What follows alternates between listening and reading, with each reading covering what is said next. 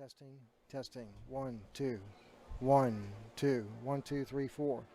Testing, testing. 1, 2, 3, 4. 1, 1, 1, 2, 1, 2, 1, 2, 3, 4. Testing, testing, testing. 1, 2, 3, 4. Testing. Mic check.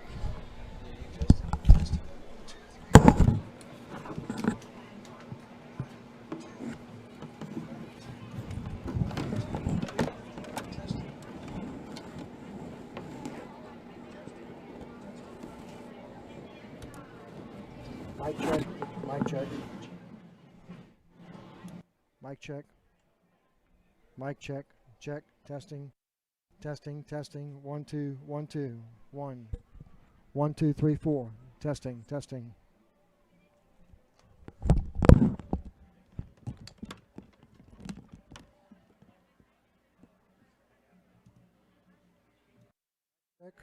Test. Test. Mic check. Testing. Mic check.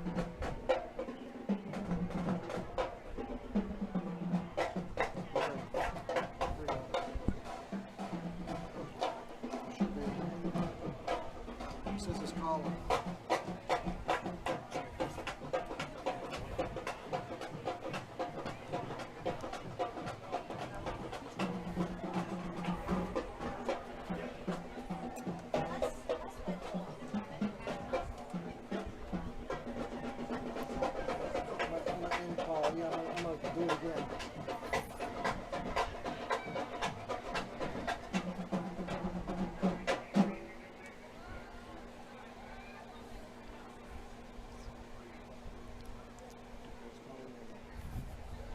Just calling in.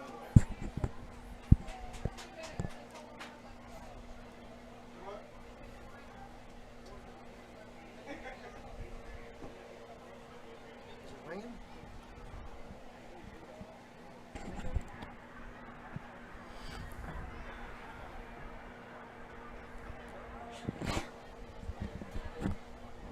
It says it's dialing. Wait, hold on. All right. Is the phone on the hook? Pretty sure. Trying again. Can't get a CD.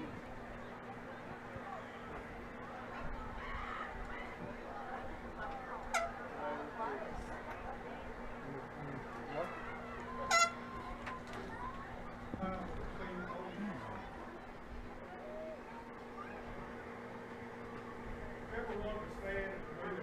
It's charged.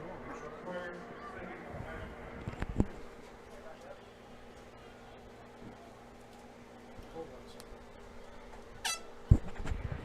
Get that phone. Sure. You're already on the phone. You're already on the phone.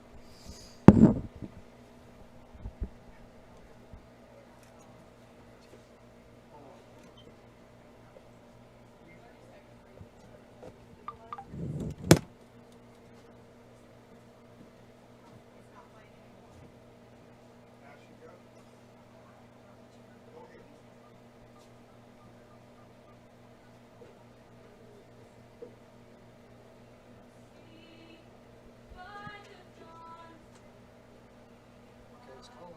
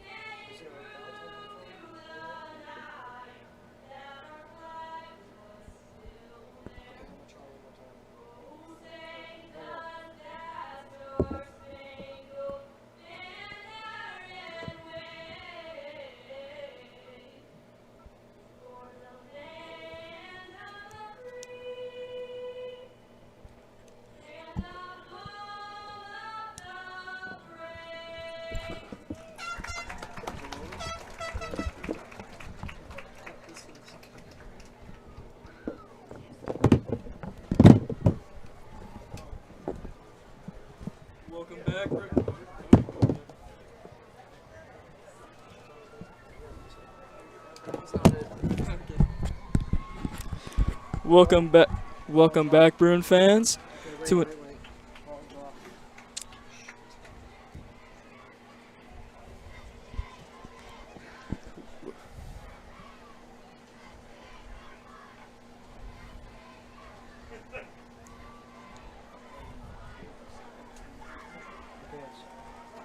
I'm calling back.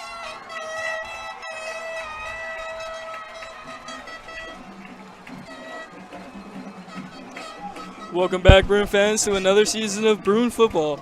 We are kicking off this season in Copiah Academy, located in Hazelhurst, Mississippi. Last season, the Bruins ended the season with a 2-7 record. This year, we will do better. last season, Capaya ended their season with 7-4. Gotta get in there. So, all right, Jonas and Jimmy, since we are now kicking off this season starting here, how do y'all feel about this? You know, I feel really good about this season. Obviously, people know about the new freshman quarterback, Emil Picarella, going to lead the team this year. I think he's going to bring a lot to the offensive table. But also, we have a bunch of new freshmen, a bunch of new seniors as well, and a bunch of players switching positions this year. I think we're going to have a good season of football. Man, I'm just excited to be here because everyone thinks we're in football, and we had an unsuccessful year last year, but we're going to turn it around this year. We have a lot of new pieces, as Jimmy said, coming in to lead the way. So hopefully this will be the start of a great season.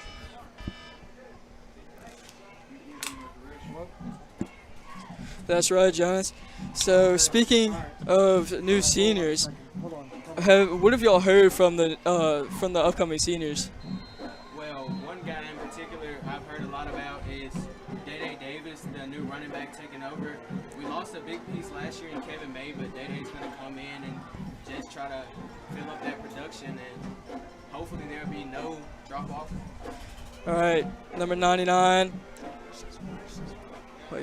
All right, number 99, Ryder Davis just kicks off the football. Number 6 is running down the field, 30. He is stopped at the 25. I think just good blocking by the Capaya Academy players to open up a hole for the returner. Yeah, just a big gain of yards to start off the football game.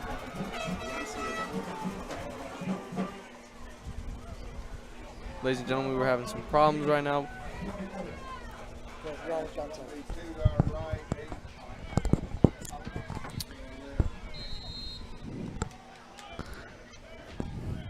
Capaya's ball on the 35-yard line.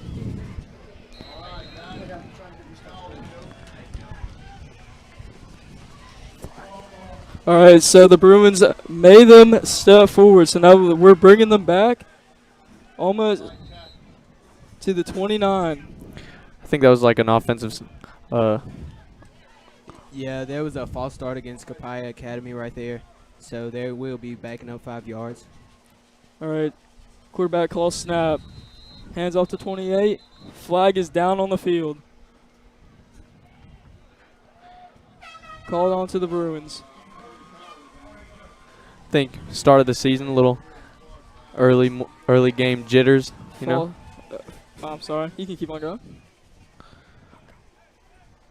But we'll see what this Bruin defense can bring to the table. All right. Quarterback call snaps. Hands off to the running back. He runs up the middle and is stopped right at the Bruin 24-yard line. Good tackling by this new defense here. This is something new here we're seeing at St. Joe. Stopping plays early. That's absolutely right, Jonas. Quarterback call snaps. Once again, hands it off. He runs to the outside and is stopped. Oh, he is stopped by number 7 at the 26-yard line. That run was made by the senior running back J.D. Weed. Gain of about 2 or 3 yards. Nothing special. Good stop by the defense. Right now we have a. All right, so now Capaya Academy is now lining up for the football. Let's see. Quarterback call snaps. And it is a drop pass by the running back. And it is a dead ball. Immediately seeing number 4, Day Davis, jumping on that ball. This defense is a grindy one, and I think they're going to try to make any stops. That's right. All right, so we have a little bit of confusion here with the refs. All right, let's see. All right, Capaya Academy is now lining up. All right. He drops back. Passes it. And that is an incomplete pass. And number 1. Way to go, Tay Littleton, forcing that incompletion there. Right at about the 20-yard line. Just good coverage by the wide receiver and DB, Tay Littleton. He's a junior this year, looking to make some big plays on the offense and defensive side of the ball. Yeah, that's right. All right, Capaya Academy is about to line up with the football, but right now the refs are calling. All right, now they're about to line up. Bruin defense is now lined up. Capaya Academy. Offense. Oh, offense. Oh, I didn't see that. All right, now they just ran up the middle and it stopped at about the 27-yard line. That's a good run by Day Davis. Good 3-yard gainer. All right, so now the Bruin offense is now lined up with, what number is that? Number 2, Emil Picarella. One of our star quarterback freshmen. He takes a snap, hands it off to number 4, and he runs up the middle to and is stopped about the 31-yard line. Nice short gain on the Wildcat formation. I'm really excited to see Emil Picarella show off that arm. What about you, Jonas? Yes, sir. We got Chris Watson and Tay Littleton out wide right now, but we just got a few runs up the middle by Day Davis. So excited to see us throw the ball a little bit. Yeah, that's right. Since I'm in the same grade as Emil Picarella, it's nice to see that one of our freshmen is now a quarterback. It's a star quarterback. He takes a snap. He's looking. Takes it by Chris Watson. And that is a 30. Way to go. First down, Bruins. Nice catch by Chris Watson. Good post route. Good post route by Chris Watson in that. Again, Wildcat formation, number 15, senior wide receiver and defensive back. So that takes us to about the 44. Nope, take that back. 46-yard line on the Colonel's side. That looked to be about a 15-yard pass there. All right, Bruins line up. Emil calls a snap, drops back, and he has to scramble. He's running up the middle. He's powering forward, and it's stopped at about the 35-yard line. There was a lot of pressure by that D-line there, but way to go, Emil, making a play out of no play. Emil had to make that great call. He had to run up that middle, and he gave us a gain. Smart decision by the freshman quarterback, Emil Picarella.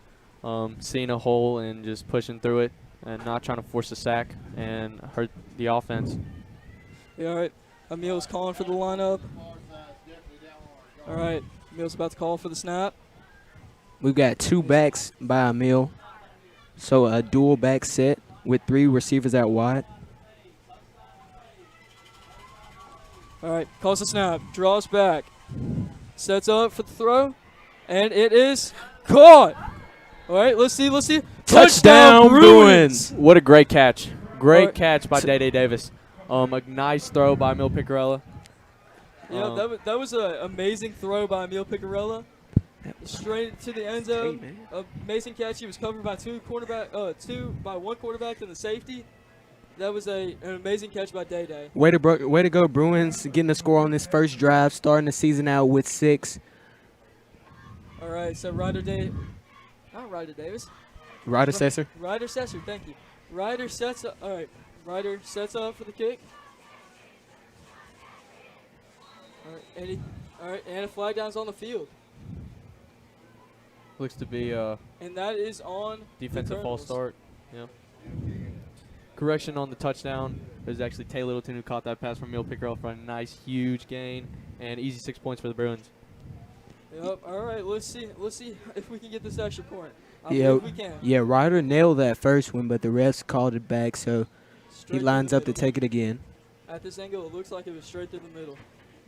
All right. Let's see how this kick goes. Calls the snap, kicks it, and it is through. Great kick. Way to go, Bruins. Way to go, Bruins. Defensive stop on the first possession, then going down and scoring, getting 7 to start off the season. Great start to the season, like you said, Jonas. I saw a lot of things there. We saw the run game for both the H-backs and quarterback Emil Picarella, and a nice throw by Emil himself, and a nice catch and run that we saw from Tay Littleton. Very excited to see what else this offense and defense has to offer. Yeah, I'm right there with you, Jimmy. Last year we had a primarily run-heavy offense, but this year we started off with some runs, but we're moving the ball, so that's great to see. For sure, for sure. Yeah, that's right. Even from after the Colonels had the ball, we were able to make them fumble. We recovered the football, and just from there, we just pushed our way forward with Emil running up through the middle and making that great call. And he was stopped about the 40, 45-yard line, and then from there, he made that amazing throw straight into the end zone. Yeah. Kickoff looks He to had be one pass before that. nothing special. We got, let's see, John Parker Hornback Sr. in there, Cole Spivey, a bunch of guys. I think A lot of familiar faces on this kickoff team. very much so, very much so. Number 99, Ryder Sesser, is lining up to take the kick. All right, now there is a switch over. Number 27 heads over to the left side of the field, or towards. All right, Ryder kicks off, and It is a squib kick. Squib. See if they can stop him here. All right, he's running up to the middle, and he is brought down about the 48-yard line. That was a great call on that squib kick there because the first kickoff was a normal one, and the Kapaya Academy got a good return on that. But way to go, coach, calling that squib there so that way we could stop them early. Yeah, keep them on their side of the field. Although they are on the 49-yard line, they are still on their side of the field. Yeah, Bruce? just executed really well by Ryder Sesser. Kicking game looks to be really good for this season. Excited to see him do all the kicking jobs. And now the Bruin defense lines up. All right, Bruin defense lines up. Quarterback calls the snap. He runs through number 28, and it is brought down by number 7. Brandon, way to go, Brandon Taylor, number 7, making that stop there. Yeah, Brandon Taylor, he brought him down straight on the 50-yard line, it looks like. It appears. What- Yep, just about. Wait, yeah, just about on the 50. One thing we're seeing this year that we love out of this Bruin defense is tackles. No missed tackles have been made out here, so we just loving to see that. Yep. That was another read by J.D. Reed. Quarterback calls for the snap. Fake handoff. He runs up, and it is back. Great play by the Bruin defense. Nice little blitz there. Nice stop in the backfield. It is stopped about the 38-yard line. Great tackle for loss by out of number 4, Day Davis, senior transfer into St. Joe. This is his first year here, already making plays for this Bruin offense and defense. Games are won in the trenches. Yeah, that's right. Quarterback calls for the snap. Fakes handoff. Drops back. And It is a screen, a dropped screen, but Kapaya Academy recovers. A little bit of miscommunication between the Colonels, but that is amazing for the Bruin defense, or Yeah. just the Bruins in general, actually. Just to start out this game, we've been seeing a lot of touches for the senior running back, J.D. Reed. Obviously, you saw him there dropping the ball, but I guess the Bruins should, try to take more care of him because I think he'll get a lot more touches the rest of this game. Yeah, just overall, the Bruin coaches have made amazing calls throughout this whole game. Let's see what the Colonels have to offer. Long snap, takes for the kick, and it is a very high kick, and it is straight into the end zone. Touchback on that kick. Chris Watson back to return, but he couldn't catch it as it went into the end zone.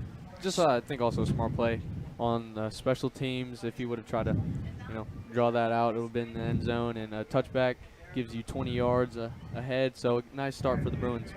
As the Bruin offense sets up, we want to just say thank you to everyone listening in, whether you're listening on WJXC Jackson, Mississippi Catholic Radio, or the YouTube live stream on Bruin News Now. We just want to thank everybody for tuning in. Yeah, of course. We work hard for this. Me and Jonas, this is our first year doing this, so it's really exciting. But Bruins line up, Emil Picarella under center, and we see Tay Littleton and Christopher Watson, Carter Walker. Also, Lyman turned into tight end. Emil calls a snap, draws back, and is pressured. He has to throw the ball, and it's straight into the ground as Christopher Watson cannot get there. Busted play there. Hit on the throw. Busted coverage, as Jimmy said. Hit on the throw, but way to get the ball out of there and not take a sack. Yeah, that's right, because Emil, he was pressured. He saw that man coming, and our linemen tried their best to block them right there, and they did.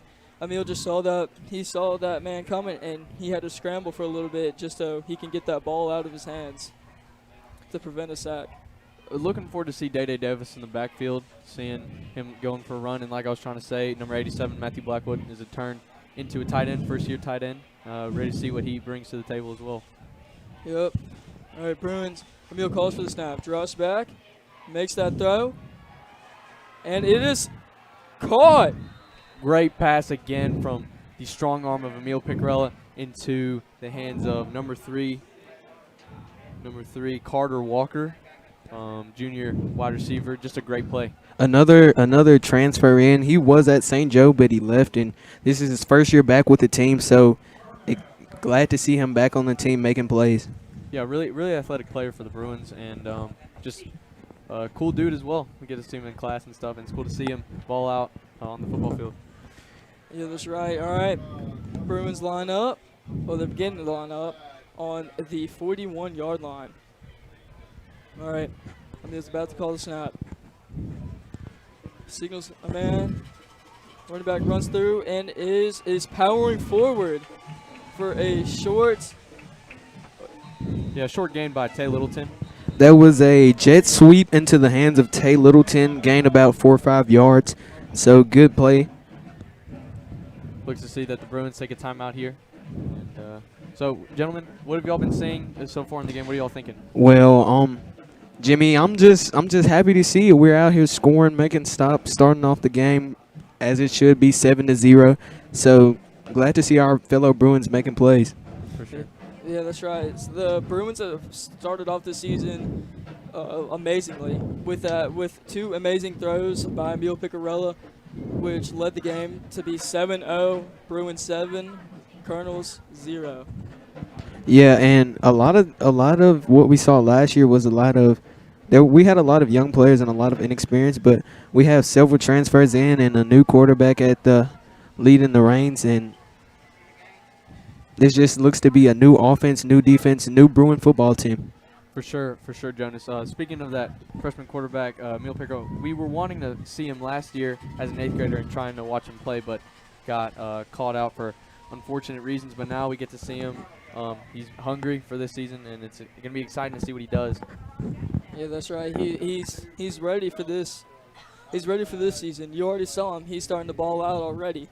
Made 2 amazing throws. He's making smart decisions, scrambling whenever needs to. He needs to get that ball out of his hands whenever he gets a chance to, and he's doing it.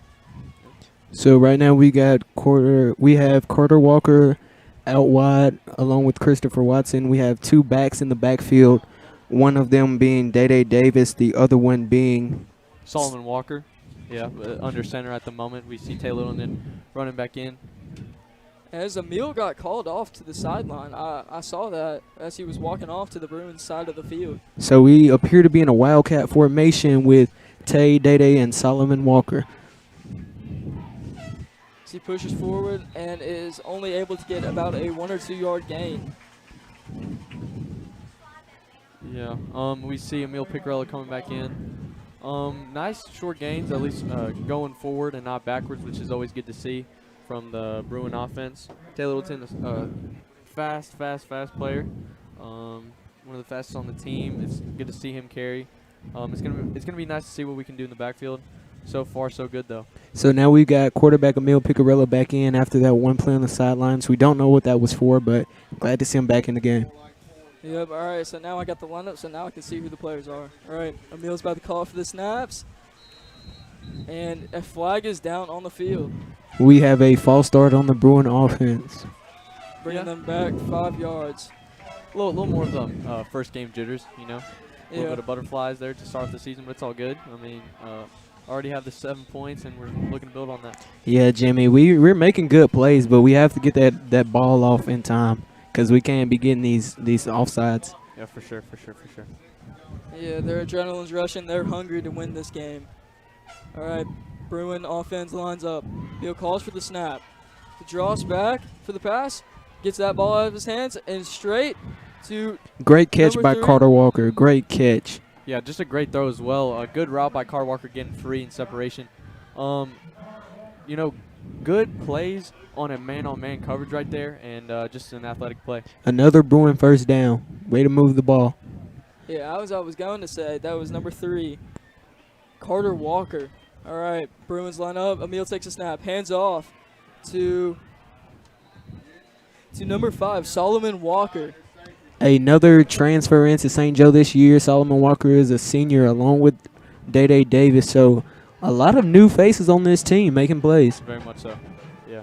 All right, Bruin offense lines up. Emil takes a snap, hands off to number 4. Yep, number 4, Day Davis. Way to eat, baby. Way to eat. Just working, and good job by the line as well. Like I said, games are won in the trenches, and just making holes for the running backs to go through. And like we saw earlier, for Emil Picarella to get through on that busted play. Yeah, that's right. That's the Bruins enter the red zone. First down after first down. We love to see it. Red zone, baby. Red zone. Let's score some points. That's right. All right, Bruins are just eating them up right now, getting these first downs. All right, let's see what the Bruins have to offer now. Bruins line up. Emil sends his running back to the side. Emil drops back, calls for the pass, and it is a incomplete pass straight into the end zone. That's a new set we're seeing out there. Normally we have 3 wideouts with Chris Watson, Tay Littleton, and Carter Walker, but we did have another wideout in Brandon Taylor on that play, so we had a 4 wideout set. Yeah, a target to Tay Littleton. Incomplete, though. It's all good. We're still in the red zone. 2nd and inches. All right, Bruin offense lines up. Emil calls for the snap, drops back just a little bit, makes that throw. Almost a one-handed catch, but I believe that is a, let's see what that is. Seems to be PI. I'm not sure, though. I believe it is. He was all over him. He was holding him back. We're waiting on that call from the officials. So what do y'all think that call was? I personally think it was personal interference. Yeah, pass interference there on the target to Christopher Watson. You know, it's a big dude, big, strong dude. You know, defense seems like they can't do much to Christopher Watson. He's a grinder and a very good football player that you're probably going to need to do that in order to stop him. Like Jimmy said, you got to find a way to stop him. Yeah. All right, let's see. Let us see what the Bruin offense has to offer. So now we're waiting on the refs. We're back to this 3 wide out set that we've been seeing with these 3 receivers and 1 back in the backfield. All right, so we got a Bruin timeout. All right, so now we're gonna wait. I believe it was a pass interference, and so that was a Bruin first down once again. So.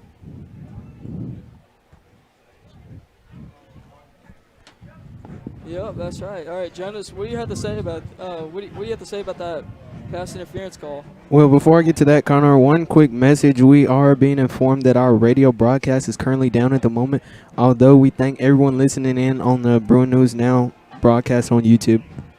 Yeah, we got 6 minutes and 28 seconds left in the first quarter, excuse me. You know, just great football that we've seen from the Bruins, both on the offense and defense, and they're looking to score more points and get 14. Yeah, Jimmy, like I'm excited, man. This is new for me. Very much so. Yeah, this is new for the Bruins entirely. With after first down after first down, after passes after passes, after amazing runs, we're just pushing them back as much as we can. All right, Emil calls the snap, hands off to number 4, and that is a touchdown. Touchdown by Day Davis on a 2-yard run up the middle. Easy 6 points for Day Davis. Great job by the line, opening up that hole, and now we're gonna see Ryder Sesser line up for the kick and get that extra point. Yeah, so right now the score is 0-13, 6 minutes and 28 seconds in the first quarter. All right, as Ryder lines up for the kick. Ball is snapped. Ryder goes up for the kick, and that is a blocked kick. Block kick, but we'll take the 6. That's for sure. Unfortunate on the kick, but like Jonas said, 6 points. That's a touchdown. You'll take that any day. Yeah, that's for right. sure. Extra point would have been nice, would have raised the score to an even 14, but we'll still take 13-0. Yeah, and Jimmy, you asked about quarterback Emil Picarella earlier, and it's nice to see this new air raid offense, although we do have the run game still in effect. So nice run by Day Davis. Way to get the touchdown for his team. Yeah, air raid. It's good for him because he's got a strong arm, a good, smart, young quarterback. Just good plays, good long passes in the type of offense. And also, like you said, that running game is not stopping. The air raid does not shy away from the running game, and we've been seeing that as well. Yep, all right. Bruins line up for the kick, line up for the kickoff. All right, Ryder Seshers lining up the ball on the 40-yard line, about to kick off. Jimmy, like you said, way to love this new offense, love this new defense, love this new team. I just hate that we're seniors. This is gonna be our last year to see it, man. I know it's sad, bittersweet, but at the same time, I'm enjoying every minute of it. Amen, brother. Ryder kicks off for a little high but short, little sweet kick, and it is brought down by number 23. Jimmy should be able to get that. Yeah, brought down by Franklin Hampton, the sophomore. The catch was made by Justice Boone, the sophomore wide receiver and defensive back. That's right. He was brought down about the 34-yard line, just shy of the 38. Well, actually, no, it is the 38. Wait, nope. 38. So we have a All right, he takes a snap. Quarterback fake. He runs up the middle and is brought down right on the 40-yard line. brought down by number 22, Demariot Davis. Yeah, just 6 yards on the play. Nothing too big. Good stop by the defense. Way to wrap up. And like you talked about earlier, Jonas, tackling and not just shoulder bumping on the plays. Now we're making strong tackles. Yep, all right, quarterback calls for the snap. He hands off to his running back and is knocked over right onto about the 34-yard line. Lost the game. Another tackle for loss as Copiah Academy is running out of a full set with a halfback and a fullback out back and two receivers out wide. And St. Joe is matching it on defense with a zone defense. Not playing a lot of man-to-man like last year, Jimmy. Yeah, that's very true. Another handoff to J.D. Reed, the senior. They've been giving him the ball a lot, and the Bruin defense is able to scope that out. All right, quarterback Colonel hands off. Wait, no, he runs to the side and is brought down by number 22, right just shy of the first down. Another stop by Demary Davis, new face like Jones was saying. All these new faces, man, are just settling in with the team well and working really hard for the team and making plays. I hate to say it, but Copiah Academy is moving the ball on these quarterback keepers. Yeah, it appears that the Colonels will not take the kick, and that is a false start. Let's see on the Colonels. False start on Copiah Academy, like Connor said. So they will back it up 5 yards back to the appears to be the 33-yard line. Yep. All of these false starts have been pushing back the Colonels, which is amazing for the Bruins because we are able to pull them off. All right. Let's see. They line up for the snap. All right. And it is a punt. Straight to Chris Watson right about the 20-yard line, and he is running. He's going to bring this on one. the 30. On the 40, and is right off of the 40, but there is a flag down. We have a Copiah player down on the field. A nice hit by Brandon Taylor, but I think he's going to get flagged for that. Yeah. BT number 7. Just unaware of that. I mean, like you said, Jonas, nice hard contact there, but then again, Yeah, it's a fast game. Everyone's trying to hit everybody. Everyone's trying to make a play. Sometimes that's going to happen, but the fewer times the more we can limit those plays, the better we'll be. Exactly. Yeah, that was a nice punt by the Colonel's punter, but it went straight to Chris Watson, and he ran that ball all the way straight to the 40, but that is going to bring us back to about the 17-yard line. So Bruins are back on offense. We have a 3 wideout set, and the Copiah Academy Colonels look to be in a man defense. All right, Bruin offense lines up. Emil's about to call for the snap. Emil calls the snap. Draws back. Rolls over to the right. Straight to number 3. London He Walker. makes that run. Carter Walker. Oh, he's still up. Yes, And sir. he's going. He's going all to the way. 40, to the 30, to the 20, to Oh, the man. 10. Oh, they won't get touchdown, Carter Walker. Just an athletic play by number 3, Carter Walker. Wow. These great throw. Great touch and go. Just great offense by the Bruins. These are the electrifying plays that Emil Picarella brings into the game. There looked to be a little confusion on the Copiah Academy sideline at the start of that play, and way to exploit that Emil to get the long touchdown. Yeah, like you're talking about, Jonas, you know, the Bruins are going to take anything that they can get from this Copiah Academy defense, whether it's them messing up, getting flags on themselves, you know, anything helps.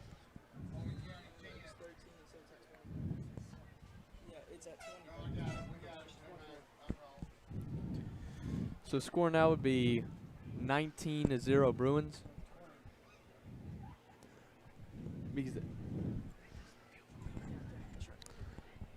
The Bruins are currently lining up for 2, so we won't see Ryder Sesser come out to attempt another kick. Emil will attempt 2. All right, Emil hands off to number 1. He rolls out as far as he can go and is in for the 2-point conversion. easy 2 points by Tay Littleton. Like I said, fastest man in Mississippi. Ah, Yeah. yeah. Tay has the burners on him, and we see another jet sweep to him. So, great job by the coaching staff. Way to Oh, but we have a flag on the play for holding on the Bruins, so that will be sent back.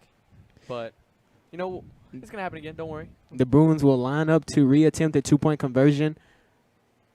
Great execution on that last one, but we just have to do it again. No doubt. Yeah, as Emil handed off that ball to Tay Littleton. Tay Littleton. I'm still learning names. So as Tay Littleton rolls out as far as he can go, he was still able to hit that far bottom right corner of the end zone and is able to almost hit that pylon. We have a stoppage in play as the referees are currently trying to get everything sorted out. We have Bruins coming onto the field, Bruins going off to the field. Yeah, someone seems to be a little banged up on the play, but, you know, we're all good. Everything's all right. Just to show a little love, number 52, the freshman Reggie, got a few offers this summer, you know, so it's cool to see the young man, you know, ball out.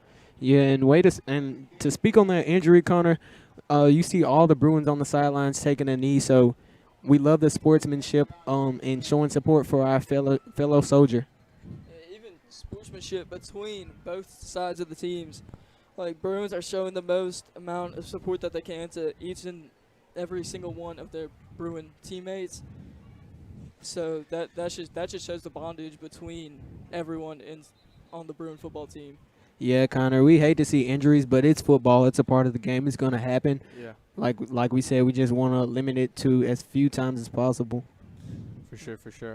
You know, like you said, football, it's a contact sport. You know, you're going to see like things like this happen, but man, just great football. I can't stress that enough, ladies and gentlemen. Like Jonas said earlier, seniors, it's kind of sad to see this, a little bittersweet, but man, And it's great. the Bruins will line up on the 13-yard line to reattempt the 2-point conversion. All right, Bruin off. Oh. Bruin special teams. Oh, well, never mind. We got a correction. We didn't attempt the 2-point conversion. We attempted a kick, Ryder Sesser, but it was blocked again. All right, so that keeps us at the score 0-19. But that is all right. We are still 19 up. Yeah, 19-0. That nothing to be mad about. You know, another block kick by Ryder Sesser, but it's all good. Yeah, 3 touchdowns, Jimmy. We can't complain. cannot complain. Even inside the first quarter too. You got to think about that. Start of the season, first quarter, first half, we're already up 3 touchdowns. Yeah, to speak on that, Connor, the Bruins did have a scrimmage before this, but this is the first time that we're really getting to see this offense. This is the first time live, the first real game. So there are going to be a few plays like that, a few mistakes, but we're going to clean it up as the season goes along. Yeah, their coach is going to discover some of their errors, and they're going to go right back, jump on it in practice, and they're going to fix that. The saying goes, the first one's always the ugliest, but if this is ugly, I mean, I'd love to be ugly every game. Hey, Jimmy, 19-0, that's pretty beautiful to be ugly, man. It's been a long time since we've seen something like this. Yeah. It's been a hot minute. But All right, Ryder Sesser He goes up for the kick. Kicks it off for a kick straight out of bounds. Flag on the play. We have a flag on the play for the kick out of bounds. The Capaya Academy Colonels will take the ball from the 45-yard line. Yep. Right, yep. Yeah, that 40-yard line. Wait, no, 40. All right, sorry. Correction, the 40-yard Yeah, line. 40-yard line. There we go. All right, a little bit of confusion right there, but all right. Let's see. Colonel offense lines up along with Bruin defense. Colonel quarterback takes a snap. Running back runs off to the right side of the field. He's run down and is brought down at the 50-yard line, but he rolled over to the 48-yard line. Yeah, Connor, that was a first down by the Colonels, but we do have some laundry on the field, so With a flag down on the field. Yeah, That laundry. Yep. All Another, right, I got another it. handoff to J.D. Reed, the senior running back. You know, like I said earlier, lots of handoffs to him, lots of runs by the quarterback. I think the Bruins are going to be able to, catch this out as the game goes and being able to stop that because we've seen him stop him, right, Jonas? We've seen him. yes, do sir, that, Jimmy. Yes, and, sir. Even in this game, too. Exactly. So the Colonels will back up to what appears to be the 33-yard line. Which is amazing considering he was brought down on the 48-yard line. So that pushed him straight back right onto the 34-yard line. We have a stoppage by the officials as both teams will head to their sidelines. All right, so what are y'all's predictions for this game? Well, Connor, it's the first game of the season, and we're seeing some early season success. However, I don't want to jinx us, but we love to see the success. Yeah, definitely not. I could harp on this offense and defense all day, and it'd be nice to say that we can go 1,000,000-0 against this Kapai Academy team. But like Jonas said, don't want to jinx anything. But just a little thing, just to tease my buddy Brandon Taylor, number 7. His number looks like a question mark, so I like to call him number question mark for the game. But BT, if you're watching this, I love you, dog. Keep on balling. But Yep, speaking of the game, we now enter to the second quarter of the game. Bruins up 3 touchdowns, 19-0. So let's see what the Bruin defense has to offer in this quarter. Yeah, Connor, great first quarter of football. We once again want to thank everybody tuning in on the live stream on Bruin News Now. Yeah, that's right. All right, let's see what this Bruin defense can hold back. All right, Colonels line up. Colonel quarterback takes a snap, hands off to his running back. He runs out to the side and he reaches out to the 35 to the 37-yard line. Yeah, it was a nice game, but we also see a nice tackle by cornerback Tay Littleton. yeah, just a great athletic player in Tay. Scoring a touchdown, scoring almost 2 points, and all those clutch catches that we've seen the whole game. We are at 11 minutes in the second quarter. All right, Colonels take the snap. Quarterback scrambles straight to that hole and is brought forward. Drove back by linebacker Day Davis. Yeah, just a great wrap up and takedown by Day. Like you said, Jonas. Just great tackling. I can't harp on enough the tackling that we've seen. A lot of new things have been brewing on this team, from the coaching staff all the way to the players. Yeah, and we're seeing a lot of quarterback keepers by the Colonels.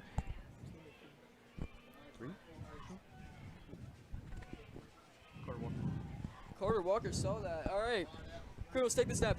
He rolls back and is brought down. Sack Yep, sacked. Yes, by Demaria Davis, number 22. Yes, sir. Demaria Davis. Man, just a big, strong play right there, making a nice stop for a loss of yards for the Bruins. Another thing we're seeing, Jimmy, in the first quarter we ran a lot of zone defense. However, the Bruins are switching into some man defenses, and it's looking to work pretty well. That just shows you the flexibility that our team has with our formations, and shows them that they can adjust to, obviously it's just 2 formations, but it shows you that we can adjust to everything and anything, and just great play calling and great execution by the Bruin defense. Colonels line up and is punt a very low punt straight out of bounds. It will hit out of bounds at about the 45-yard line, I believe. So what do y'all think about this Bruin drive right now? So what are y'all's predictions for this? I think, like we've seen earlier, a lot more running. Want to save that arm of Emil Picarella, but obviously air raid. Want to see that arm as well. You know, I mean, I don't know. I can't just. It's hard to speak on this because we've just been seeing so much from this offense. You know, a lot of passes, a lot of running, just great flexibility in both the offense and defense. And I'm ready to keep on watching this the rest of the game.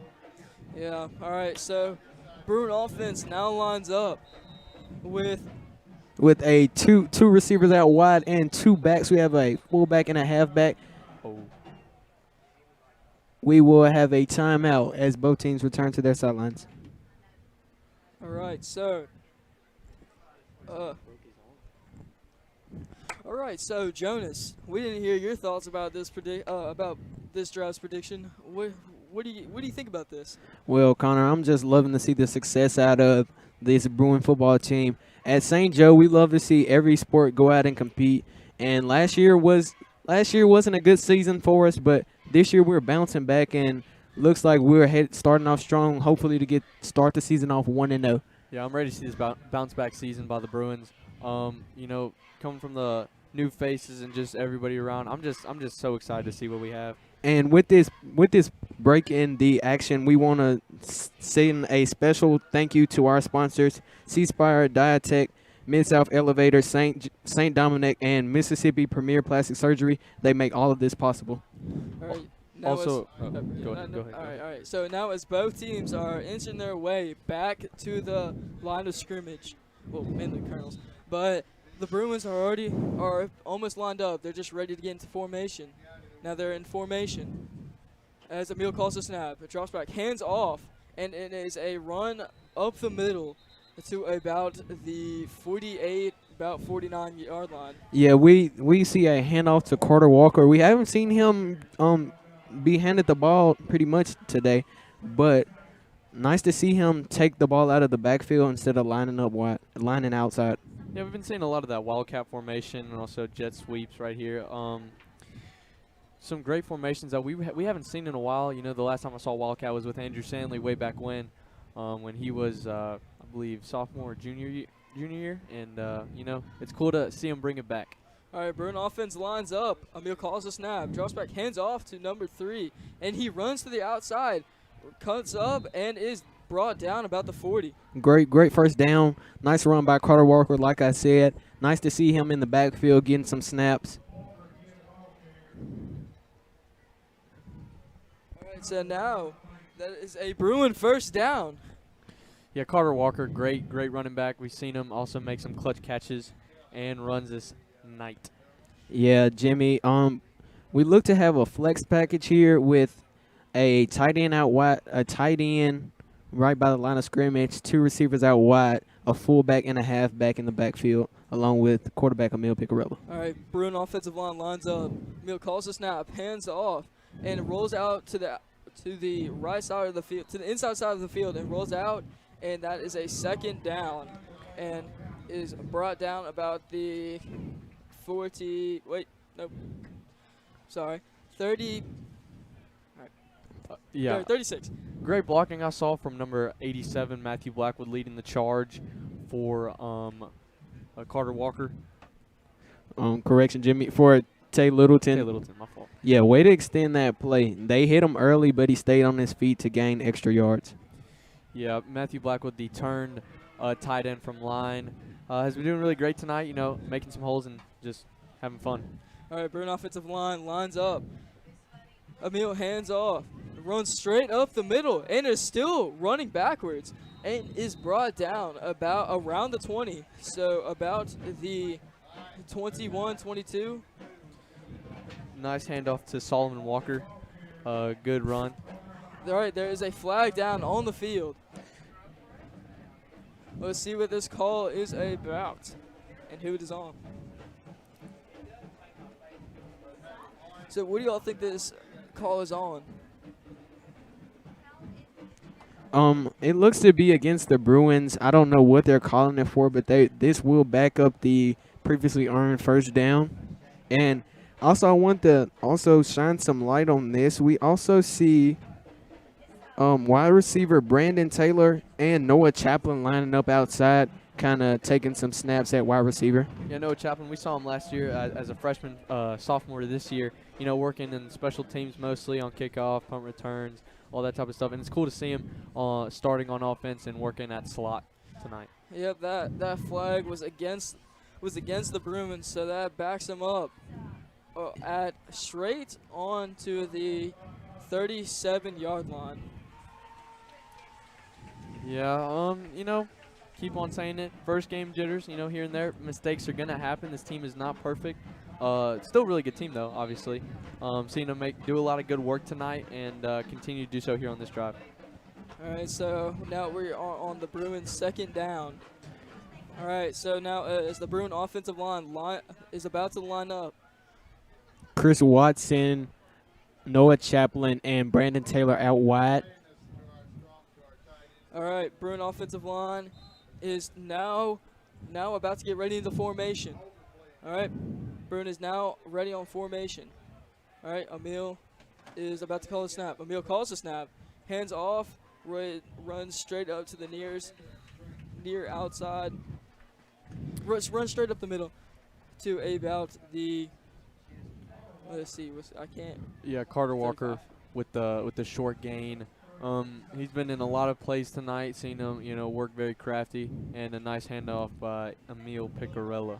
Yeah, Jimmy. One thing I'm liking to see this year, it's not one player making plays. The ball's touching everyone's hands, and we just have a lot of plays coming from a lot of different areas. For sure. All right, Bruin offensive line lines up. Emil calls a snap, faked handoff, and throws straight just out of reach of number 15, Chris Watson. Yeah, we've seen Chris get targeted a couple times tonight. I see Emil trying to find him a couple times, but, the ball's going to find him whether he likes it or not. So, just a little overthrow by Emil, nothing too bad. Yeah, Jimmy, it was a little overthrow. He's kind of rushed on the pass. Pocket collapsed a little bit, so he was forced to make a play and get that ball out of there. But way to get the ball out and not take a sack. Exactly, and also not a bad throw at the most. Chris Watson, he's got burners, and he usually makes very good plays. All right, on bad offensive throws. line. Emil takes a snap, rolls out, and is forced to run up and stay out of bounds. Yeah, great run by Emil Picarella. Way to be smart and get out of the pocket. We've seen him do this once earlier in the game, Jonas, and he's been doing really well. Yeah, Jimmy, and I remember you saying earlier we didn't see a lot of Wildcat last year because we had Chris Watson at quarterback. So we had a receiver at quarterback, so it was a lot of QB runs. But nice to see Emil come in, and you still see the runs from time to time. Exactly. All right, so that brings us to a Bruin fourth down. All right, Emil drops the snap and has to recover. So that brings the Cardinals straight to where Emil tried to recover it. So that brings us to about the 36-yard line. Yeah, Connor, it was a bad snap, but way to fall on it, Emil. You're seeing some veteran plays by the freshman quarterback. Yeah, it's cool to see how much he's grown and how much he's matured even from last year. Even though we didn't get to see him as much, just see him, I guess, evolve into a better quarterback and a smarter one, obviously. Yeah, so the Colonels will get since there is a turnover on downs, the Colonels will get the ball at the 37-yard line. Yeah, 37, my bad. All right, so now as the Bruins are now moving as the Bruin defense is now switching over to defense, now they are starting to come over to the near side of the field. Some new faces I see in are number 16, Mason Roach, number 9, Cole Spivey coming in on the defense, number 6, Parker Davis as well. All, were on the team last year, and it's good to see him here now work on the defense and offensive side of the ball. All right, so now as Bruin defensive line lines up, Colonels take the snap, hands off to his running back, and he is now running over to. Brought down by Day Davis. Oh, man, he goes down hard on that play. Seems to be banged up there. Never like to see that. Man, that's this is a crucial piece for us. Yeah, he is a get up, man, get up. Yeah, we have our trainers coming out now to attend to him. Crucial piece, nice senior transfer, running back, linebacker. One of our crucial players, as I see some Bruins now taking the knee. But on the yeah, field. Connor, he gets up and runs also. Nice to see him get up on his own power and make his way off of the field. Hopefully we'll see him back out here tonight. Yeah, I think a tough individual himself. I think we'll definitely see him back out here. Maybe just a little banged up, a little shaken up on the play, but, nothing too bad. The trainers will tend to him. He'll be all right. Hopefully he'll be back in before the second half. All right, Colonel offensive line lines up. That is a snap straight back, and he is running and is brought down by Number 9, Cole Spivey. Yeah, Kapaya Academy with the quarterback keepers, man. We have to find a way to contain this quarterback. Yeah, that is the first time we have heard Cole Spivey's name tonight. Last season, he was a crucial player, and same thing with Mason Rhodes. We heard him earlier with his dislocated. All right, we're jumping back. All right, Colonel's take the snap. He hands off to his running back. It runs over to the side, straight into a bear trap. Brought down by 3 Bruin defensive players. And, Connor, I just want to highlight this. You mentioned Cole Spivey, who battled injuries last year. Nice to see him back healthy on this team. Yeah, for sure. I talked to Cole before the game. He was really excited to get back out there, mostly on the defensive side of the ball. That's all that we really got to see him last year. But also he, during the offseason, worked on that offensive side, and now we get to see him here. All right, Colonel takes a snap. Colonel's take the snap. He rolls out and is chased down by the Bruins and is met by Cole Spivey, which is a Colonel first down. Another quarterback keeper, man. Another Colonel quarterback keeper for the first down. The Bruins have got to find a way to contain him. Yeah, virtually no passes that we've seen in a while. Lots of runs by the quarterback and the running back, J.D. Reed. Nothing special. I think the Bruins need to just spot that out, but I think they will. Yeah, we have a timeout with 5:17 left to go in the half. Bruins up 19-0. Yeah, the only thing I've really seen by the Colonels is their screen passes. It's mainly just quarterback keepers, where they just try to run up through the outside or maybe even through the middle. Yeah, Connor, we're not seeing a lot of running backs or receivers get involved. It's basically a one-man show, but yeah, they're just there to block basically. But the Bruins, they're starting to catch on to how much their quarterback is keeping. yeah, hopefully we'll see an adjustment coming out of this timeout so we can get some stops and some more tackles for losses. As we take a break in the play, obviously we want to say again thank you to all the people watching and listening on YouTube. This is me and Jonas's first game, and we're having a blast just covering it. Yeah, Jimmy, I'm glad to be here. Yep. All right, let's see what the Bruin defensive line can hold up for this Colonel first down. All right, quarterback takes a snap, hands off, and is stopped at about the 37, 36-yard line. Way to go, Bruins. We see the Colonels defer from that quarterback keeper, and they hand it off to the running back, who is brought down swiftly by the Bruin defensive players. Yeah, way to spot that out. We've seen that a bunch. Another carry by J.D. Reed. We've heard his name almost every play, but that's all good. We're spotting that out, and we're gonna carry this into the second half with 4 minutes left to go in the first half. All right, Colonel quarterback takes a snap. He rolls over. Another quarterback keeper brought down in the backfield by number 52. Reggie. Big boy Reggie, and also stopped by the question mark himself, Brandon Taylor. So that brings him to the 42-yard line, still on third down. Yeah, Jimmy and Connor love to see these Bruin defensive players out here making plays. We have a brand new offense, but we have a brand new defense as well. So we just love to see the plays on both sides of the ball. It's cool to see everybody get plays, and like you said, Jonas, earlier, it's not just one person making all the plays. We're hearing new names and switching out players all the time. All right, Colonel quarterback takes a snap, drops back for his first pass, and goes in deep for a Bruin incomplete for a Colonel incomplete pass. Yeah, great defense by Christopher Watson and Mason Roach, both double coverage on the wide receiver there. Batted down by, I believe, Mason Roach.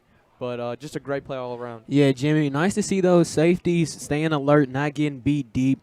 like you said, by Mason Roach and Christopher Watson on the deep ball. Yeah, I think the Colonels are now starting to move and going deep because that was their first deep pass of tonight. Yeah, first pass in a while, but Yeah. Yeah, I'm first pass in a while. Way to wake those safeties up and make sure they're alert. All right. So now Bruins got a taste of that. Bruin defense lines up, and it is a kick. end over end punt. A punt that will touch down at the 20. Carter Walker will return it back from the 10-yard line. He's at the 30-yard line, 35, and he will be brought down at around the 40-yard line. With a flag down on the field. Man, Carter Walker. Man. Can't talk about him enough. You know, we've seen him running back, wide receiver, and now we've seen him on the returns. Just a great run. We don't know what's going to happen with the flags, but, you know, it was good to see. Yeah, great return, electrifying play. Like you said, Jimmy, we have a bunch of new players making plays, so we're excited to get to call a bunch of different names tonight. Very much so, very much so. You already hear Carter Walker already.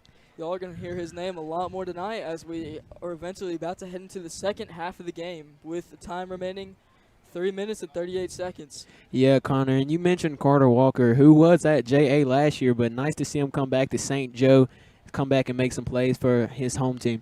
I think that Bruin hospitality brought him back.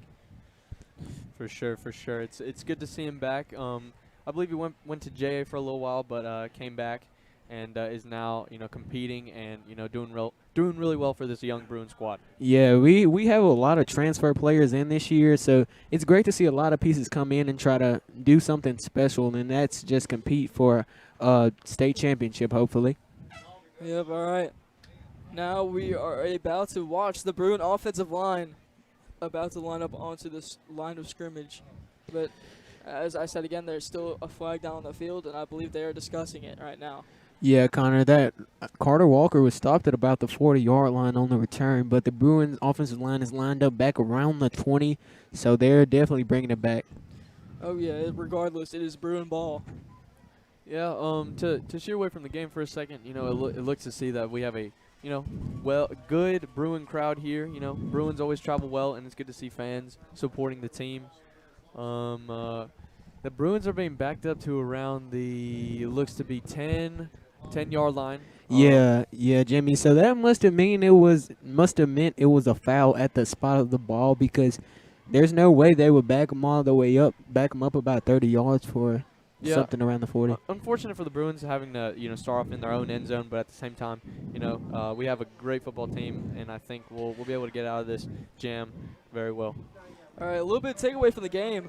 3 minutes and 38 seconds away from now, our coordinator, Terry Castorino, will now take over for the halftime show and during halftime with Manuela Picarella. All right, Emil hands off the snap and is brought back for a... Yeah, Connor, you mentioned Mr. Castorino. Big shouts out to him and Bruin News now making this all possible, along with our sponsors, making this all possible for us three to be here tonight. Yeah, #1 newscast in the state of Mississippi, led by our main man, Mr. Castorino. Mr. Castorino brought both me and Jonas up here, and, you know, I can't thank him enough, you know, pursuing this broadcasting gig. All right, as Emil is inside the end zone. Emil takes a snap. He has to roll over. He looks for that pass straight to Matthew Blackwood, fumble. Oh. Almost recovered. Recovered by the Copiah Academy Colonels. Hate to see that fumble there, but Jimmy, like you said, it's the first game. Things are going to happen. Yeah, first game, Matthew Blackwood, first-year tight end. You know, great catch by him. You know, I guess he wasn't aware of the tackle there, got batted out of his hands. You know, it's all good. Things are going to happen. Yeah, like you say, way to see the ball in. Just got to hold on to it throughout the contact.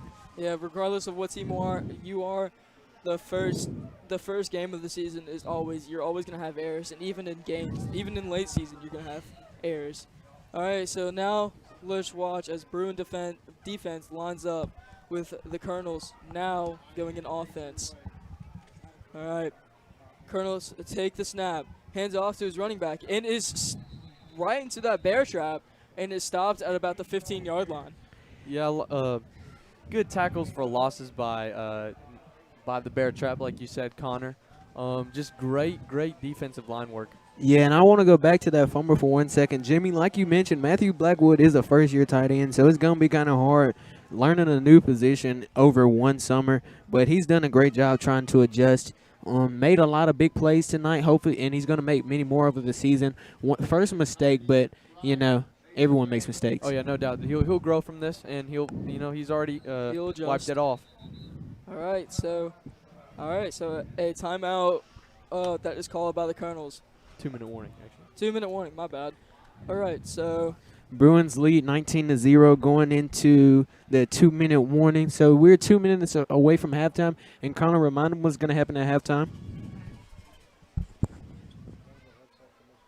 Yeah, something's gonna happen at halftime. Connor's about to tell us. Yeah, Mr. Casarino will be doing that halftime show.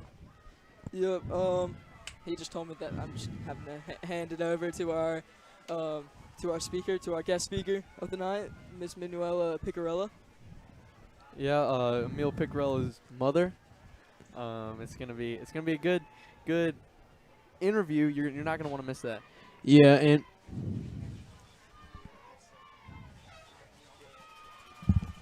All right, so a little bit of miscommunication between us. All right, so Some technical difficulties. We're all good. yeah, as you would say. All right, so as the Bruin defensive line lines up, Colonels take the snap. A little bit of a high snap. Quarterback keeper straight right into the bear trap, as I say again. yeah, nice tackle by that defense. But Connor, to take it back to Ms. Picarella, she's a big face in the St. Joe community, as she also helps out with dance team and many other activities. So we just want to thank Ms. Picarella for being here even before she gets on the air. Also, Emil Picarella's father, who is the president of the Booster Club. The Picarella family's doing a lot for this for the St. Joseph Catholic High School, and we just want to thank them. Back to the football game. That was a straight handoff to J.D. Reed. All right, Colonels line up with Bruin on the other side of them. All right, Timeout called Pie Colonels with 1:33 left to go. I think they're trying to make that last-second decision on what they're going to do. Yeah, this is an important third down for them. They want to get some points on the board before we go into halftime. Yeah, as I'm going to say again, 3 touchdowns within the first quarter of the game, that is going to reflect on the second half of the game and possibly the rest of the season. If we keep on playing like this for the rest of the season and the rest of the game, we're going to be set. Yeah, Connor. And just to announce some of the sites of the game, we have a full game here at Copiah Academy. So a lot of folks coming out to see this season opener and just watch the St. Joe Bruins and the Copiah Academy Colonels go at it. Yeah, as Copiah Academy is still in their huddle discussing with their head coach, the Bruins have already figured out what they're going to do, and they are already ready to line up, ready to go against the Colonels for the remaining 1 minute and 33 seconds in the third down. Yeah, we're looking to see the Bruins get a final stop before the half and go into the second half with the ball and starting on offense and, going to get more points on the board. But now we got to see the Bruins stop them. All right, Colonels take the snap. He goes in for a quarterback keeper. Ooh, he got hit hard by Big Rob. He turned around and faced Big Rob. Boom. Nice hit by Big Rob. He didn't even see it coming, Jonas. Yeah, like you said, Jimmy, he spinned off of a few tacklers and then just met Big Rob. Life flashed before his eyes. I already know that. Exactly. Man, I hate to be him right now. I would not want to be him. He saw a big man, and he's on the ground. Yeah, and just another shout out to this Bruin defense making big plays like that all night. Yeah, for sure. This Bruin defensive line and offensive line have been working very hard, and we're going to see the Copiah Academy take a kick. Oh, it is a fake kick, but that's snuffed out by the Bruins. Number 22. Don't play. Oh, we have a Bruin down, number 4. Tackled by number 22, Demarius Davis. As Day Davis is shaking up once again. This time it looks a little bit worse. Yeah, with only 45 seconds remaining inside this quarter, we're sad to see Day already on the ground for the second time tonight. Yeah, it's the second time that he's went down. First time he kind of popped back up, swiftly got off the field. This time he's kind of staying down. So let's hope that it's nothing major, that he can bounce up And I don't really care if we see him any more tonight. I just want him to be healthy for the rest of the season. Oh, for sure, for sure. You know, you never want to see a classmate and team and player for your school go down like that. He's young and he's got a bright future ahead of him. Yeah, as you already see on the video feed, that the Bruins are taking a knee for him. But that is sad to see. He is still on the ground, but hopefully he's just shaken up like he was last time, and he'll be able to get right back on his feet, Yeah, bounce up. The Bruin trainer, Mr. Matt Weisenberger, always there helping out with everything, looking to fix him up right now. Yeah, Mr. Matt, he's already there. He's always there for every single Bruins sporting event. So, shout out to him. Yeah, like you said, Connor, Mr. Matt's always there for all of our fallen Bruins. Hopefully this will be just something light. You know, I just hope this is more of a scare more than anything. Yeah. Oh, no doubt, no doubt. You know, you never, like I said, you never want to see someone go down like that. He's young, and we need him. He's a big part of our defense, but at the same time, you know, if he does not come back tonight, we do have lots of other Bruin players ready to fill in.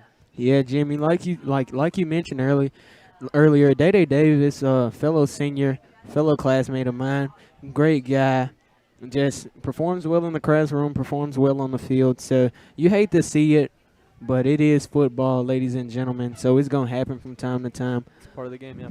Yeah. So we have Day getting up now with the help of our trainers. He is making his way off the field. So glad to see that he's making his way up. All right, Bruin fans. We have only 45 seconds left in the first half. Again, ready to go into the second half of play. Right now, we will have a mention of our sponsors by Connor Odom.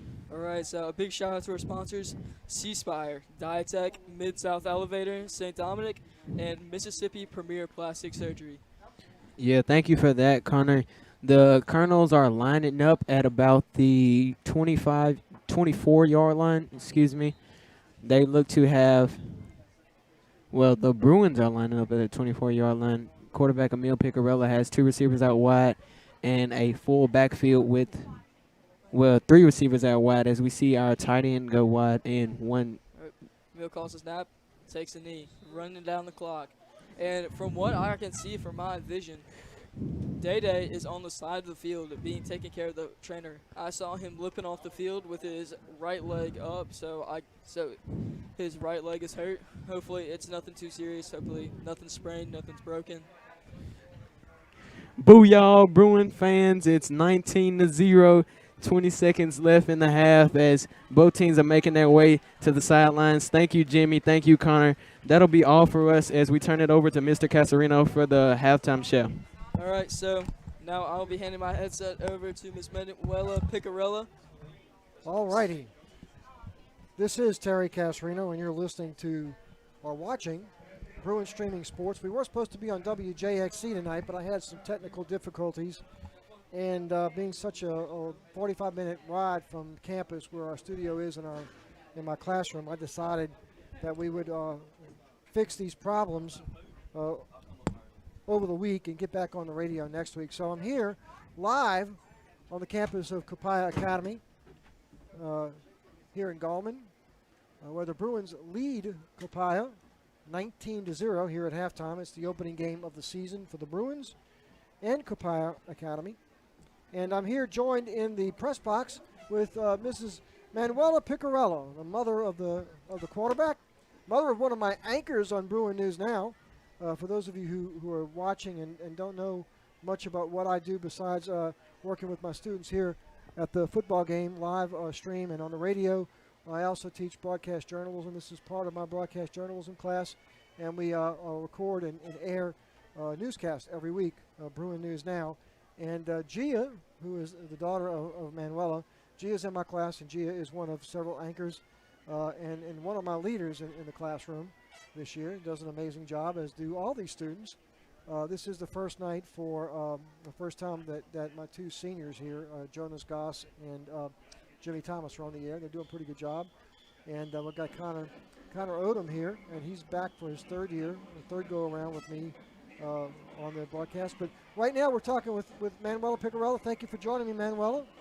I'm Thank sure you this for is. having me. I'm sure this has been an exciting night for you to see Emil on the field. Yes, a little nerve-wracking, but good. Everything's good. As the mother of the quarterback, um, what does it feel like to sit in the stands and watch your son lead our high school football team on the field? It must be, I don't know. I mean, it's got to make you nervous. It does. I probably pray all day Friday for him and all the boys. I saw Matt Weisenberger today on campus, and he said, "Oh, he could tell that my mind was busy." And I told him, I said, "Oh, I'm just praying for my son." So yeah, it's he's talented, but just like all the boys, you just want them to have a good time and stay safe, all of them. And it looks like they're having a lot of fun. To be up 19-0 at a half. Yes, yeah. That's pretty good. I would like to see us keep it at 0 Yeah, too. that would be nice. Yeah. Would be nice. Well, look, Manuela, you do an awful lot at school and do an awful lot for St. Joe. You're the coach of our dance team, the Yes. Spirit Steppers. Tell us about, and we'll see them next week. We have a home game next week. Yes, we've been against, working hard. So tell us what we're going to see next week with the dance team. Next week we should be a good big crowd. We're hoping for St. Joe. It's our first home game. We play Cathedral, which is a fellow Catholic school. So we're hoping to fill the stands.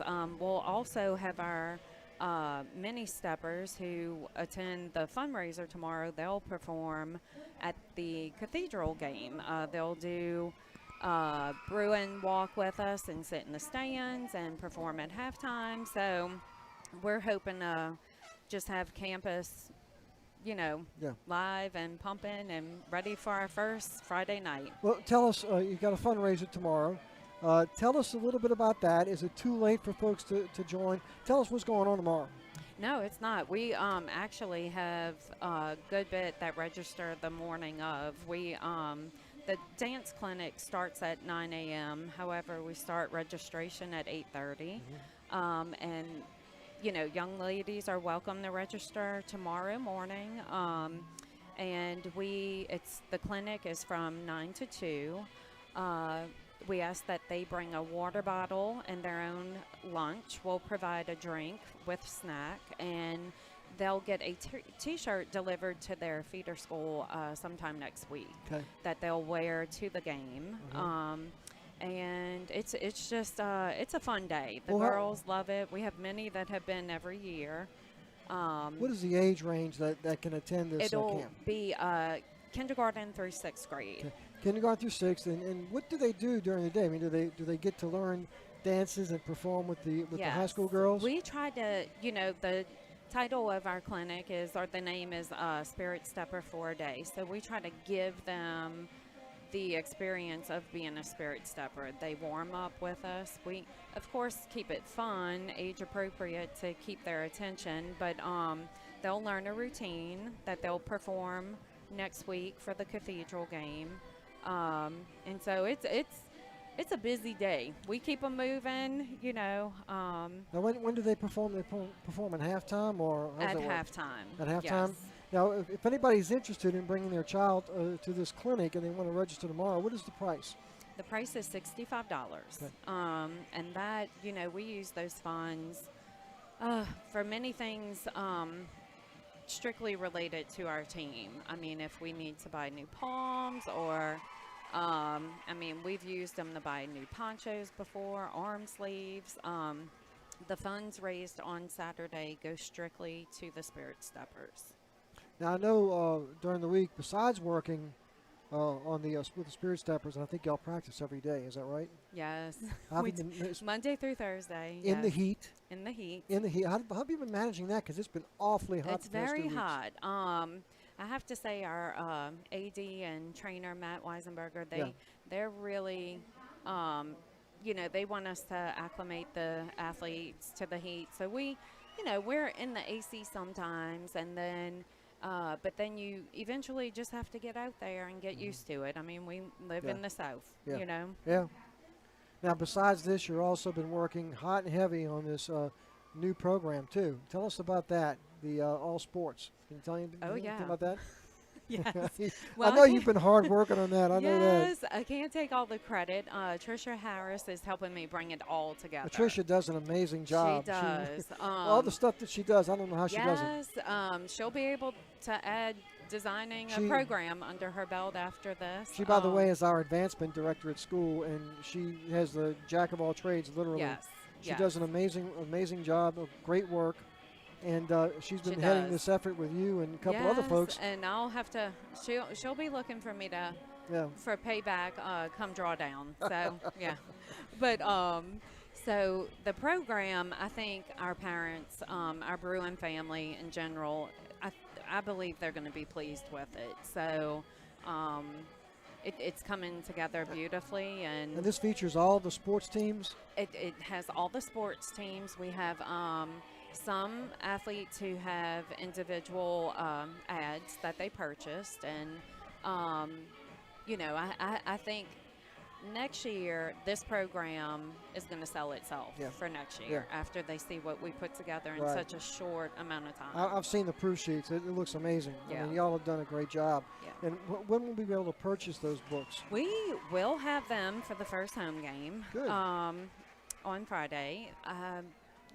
I don't want to say the cost, but Well, that's okay. You Yeah. make it a surprise. yeah, but they'll be for sale. Yeah. Yeah. Yeah. Yeah. Well, that's good. Now, let me ask you this. You know, gosh, you've got three children here at St. Joe. Yes. You've got your daughter, Gia, again, who's in my class. Watch Bruin News Now next week, and you'll see her. Yes. And, She has changed her college major because of your class. Well, thank so- you. We'll talk. I'll talk to Yeah. her a little bit about that. But great program, by the way. Anybody out there watching this wants to get involved and have their child get involved in something dealing with broadcast, come to St. Joe. Yes. Which brings me back to my other question. You've got three children here. You got how many over at St. Anthony? I have one at St. Anthony, One at St. Anthony. and two at home. Two are getting ready to go to St. Anthony at some point. Yes. But tell me about this. You're from New Orleans. I'm from New Orleans originally, or from the New Orleans area. I'm from Right. New Orleans originally. And I think one thing you and I have in common is our background, our love and appreciation for Catholic education. Yes. Tell me your thoughts on that. Why is that such a big deal for you? Well, I don't think there's anything better out there. I guess you could say I'm third generation Catholic. School, and my husband also. We both attended. I attended Immaculata all-girl Catholic school, and he Holy Cross in Yeah. New Orleans. And I mean, honestly, if you want a well-rounded child, I don't think there's anything better out No, there. I don't either. I know this is a second career for me, teaching at St. Joe. And I knew when I got into teaching, I wanted to teach at a Catholic school. And this is it. And I'm telling you, I've been Yes. here teaching since 2011. And it's just a great institution. And I know if you've got three children here, you probably Yeah. feel the same way. I've got two Well, children here. Yes. But it's just a different type of atmosphere It at a is. Catholic school. And I'll be honest with you, we a few years back, right before Gia started at St. Joe, we had left the school, St. Anthony, where we are now, went to a different private school in the area. And just to sum it all up, we came back to Yeah. St. Anthony. And, there's just, especially if you're Catholic, there's nothing like having your child attend Mass every week. That and being able to freely express your faith. Yes, because we have many that are non-Catholics. Yeah, we at do, St. an awful Joe. lot. Yes. And I'm a product of a Catholic education. I went to Jesuit High School in New Orleans, and we had a lot of non-Catholics at Jesuit. If you're non-Catholic, that's okay. Right. I mean, the quality of education, and it's based on a Christian atmosphere and a Christian background, and the Catholic Church. You just learn an awful lot. I mean, you Yes. do. You learn the academics, and you learn about your faith and yourself. That's one of the Yes. things that just has drawn me to St. Joe all these years, kept me here, and really strengthened my belief in St. Joe and the Catholic education. Yes, it's when you're raising a child, you want a strong foundation, because that one day they are going to be away from us and making their own decisions, Yeah. and you want that foundation to be there. So Well, it's amazing what I see when I've got two children, a junior and an 8th grader, and to see how they just soak in the Catholic faith at school and come home and practice it Right. kind of makes me feel bad sometimes. It actually makes us, yes, it makes us want to be more accountable. You're right But- about that. But you know, it's great. And you know, Tricia, we talked about Tricia Harris before. She kind of helped spearhead all this admission stuff. So if anybody out there is interested and Yes. has any kind of remote interest in this and in sending their children to a Catholic school, they need to get in touch with Tricia at St. Joe. And our number over there is 601-898-4800. And she can arrange tours and get information and all about enrollment at St. Joe. It's been a great start to the school year. yes. I don't know if you I'm sure you've talked to the 3 kids you got, Ben and Emil and Gia, all 3 of whom I've had in my class at some point. And it's been a real strong start, I think, to the school year this year. A lot better than what it was last year. Yes. I think everyone is just happy to be back on campus. You know, there's no question of what we're going to do, not do, going into football season, just Yeah. athletics in general, too. And, I mean, it's just nice to see the campus alive every day, every morning, every afternoon, seeing, you know, all of the kids work hard. Whether it's, you know, we have cross country Yeah. out there doing stuff, soccer, female soccer. It's a busy fall it's sports busy. season. It's But it's not busy. just that. I mean, I was talking to someone else a little while ago about how I had 5 or 6 students come in the week before school started, including Gia, Mm-hmm. and planned a back-to-school edition of our newscast, Bruin News Now. Right. They worked, these students, these are students, a few of them, 3 of them who had never been in my class before, came in and volunteered to work on the newscast, which was edited and up on YouTube the first day of school.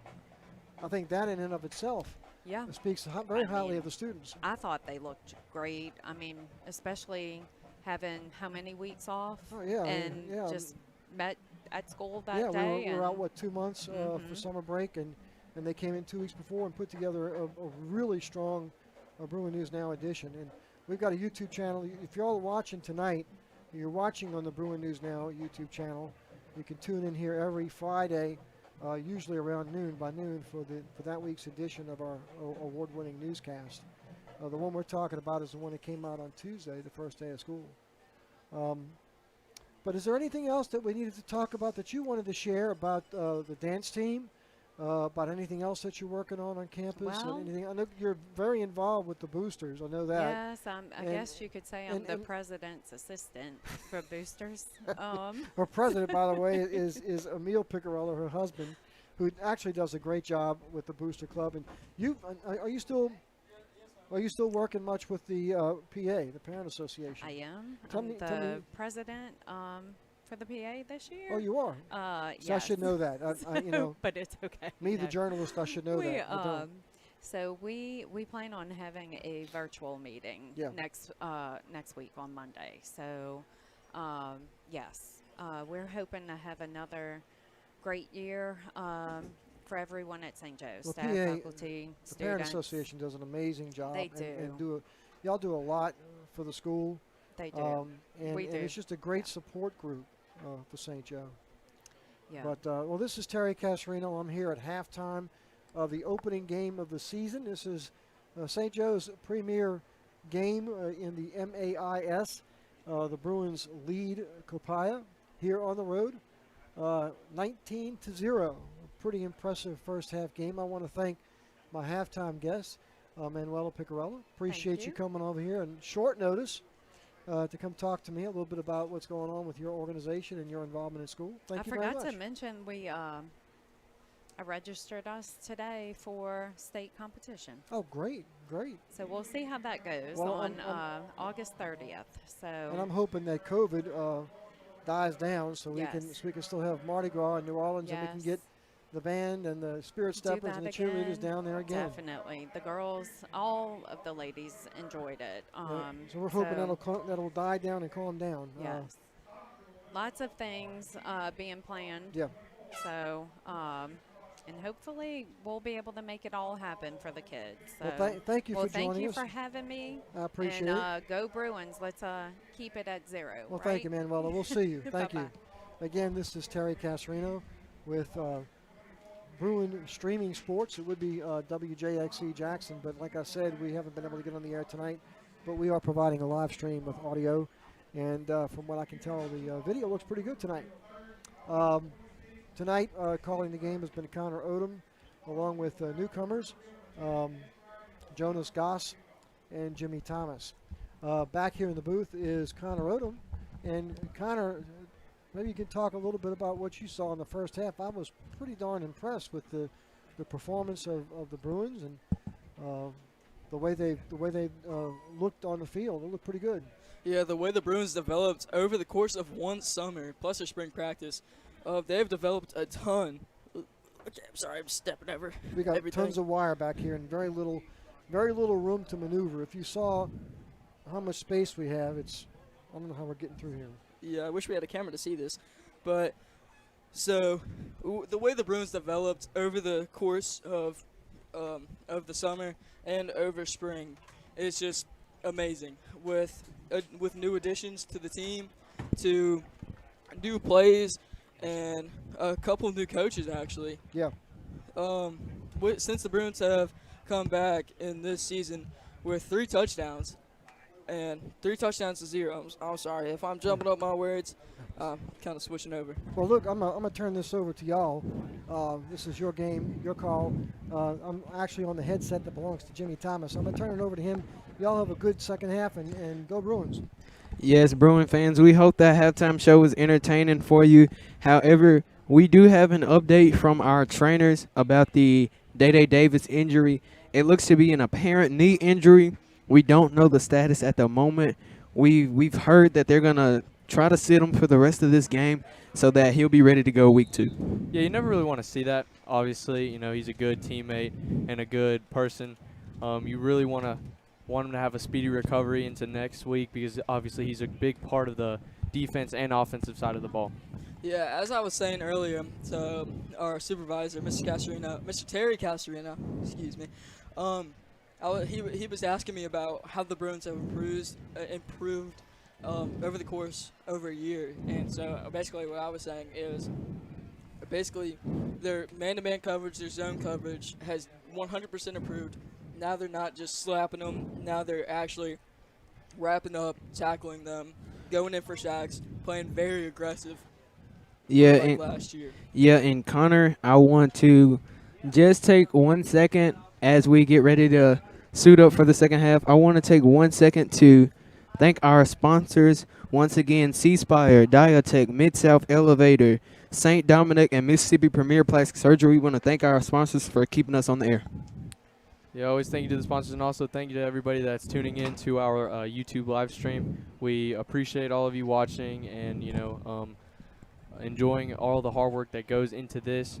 Mr. Casarino puts a lot of time and effort with us in the classroom, and we just want to do our best for him and St. Joseph Catholic High School. Yeah, as you know, since this is run by students of St. Joseph Catholic School in Madison, Mississippi, we are trying our best to support our school. We're trying to show how good our team actually is. Although last year we did. All right. So as I was saying, last year it was a little bit of a throw-off season. This season is most definitely one of our comeback seasons. It is definitely a bounce-back season.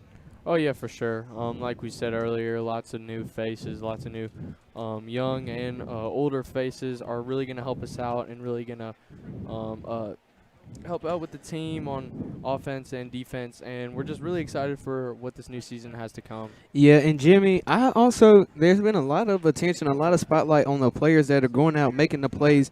But I also want to give a shout out to the coaching staff that makes this all possible. We want to give a shout out to head coach John Bond, as well as all the assistant coaches that call the plays for these Bruins to be successful. And I know a lot of people were doubting the Bruin football program last year after the incident with Emil Picarella. Yeah, in the unsuccessful season. But this is just looking to be a great rebound.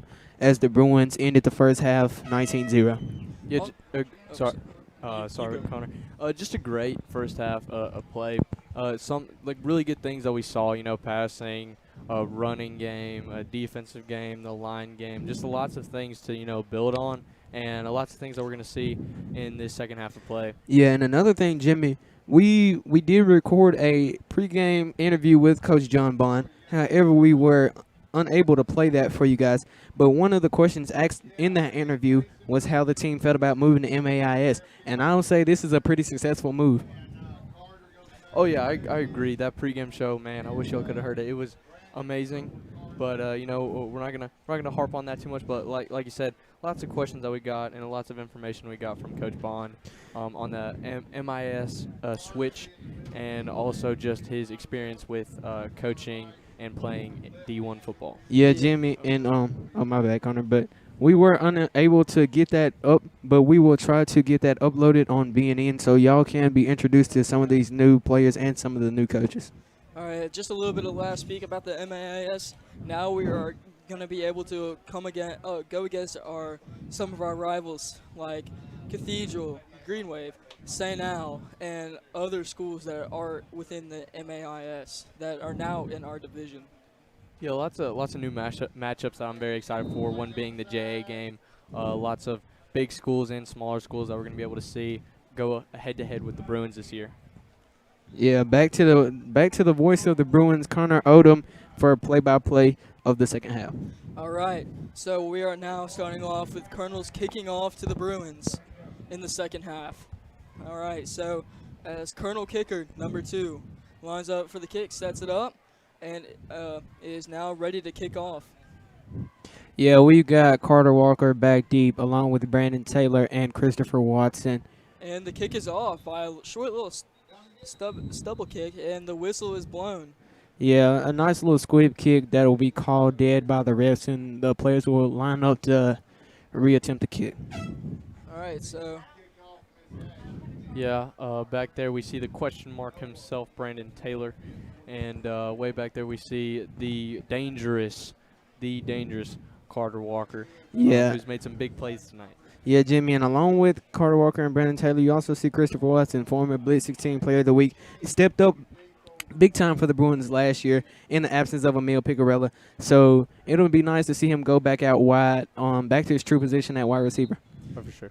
I personally think that we're going to have a lot of Blitz Player of the Week players among the Bruin team. All right, so now as the Colonel set up the kick, he has already walked back and is now ready to kick off.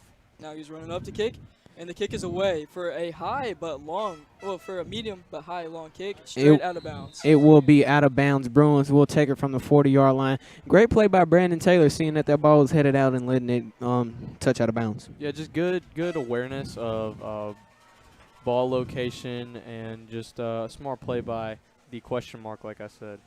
Yeah. So now it is a Bruin. Now it is number 1 of the second half. Number 1 play of the second half. Which is 12 minutes inside the quarter. Yeah, Connor, we see 3 wideouts lined up, and we see Carter Walker in that backfield. We haven't seen Day Davis return to the field, but let's just pray he's ready to go by week 2. All right, Emil takes a snap. He drops back. He has to scramble. He has to run up the middle, and he is brought down straight on. Way to move. You know, it's kind of scary seeing Emil taking some of these hits, but that's a big boy, so he's able to take these hits, shake them off, and get right back up. Yeah, obviously he's a tough kid and a really smart quarterback, really smart and young quarterback to get away from that blitz, that oncoming blitz, and not just taking the sack. Yeah, Jimmy, like you said, he has a lot of experience. You know, he has experience prior to coming to St. Joe, and he's been getting looked at by almost every program in the country. So glad he stayed and showed us some loyalty. For All sure, right, for sure. Bruin offensive line lines up.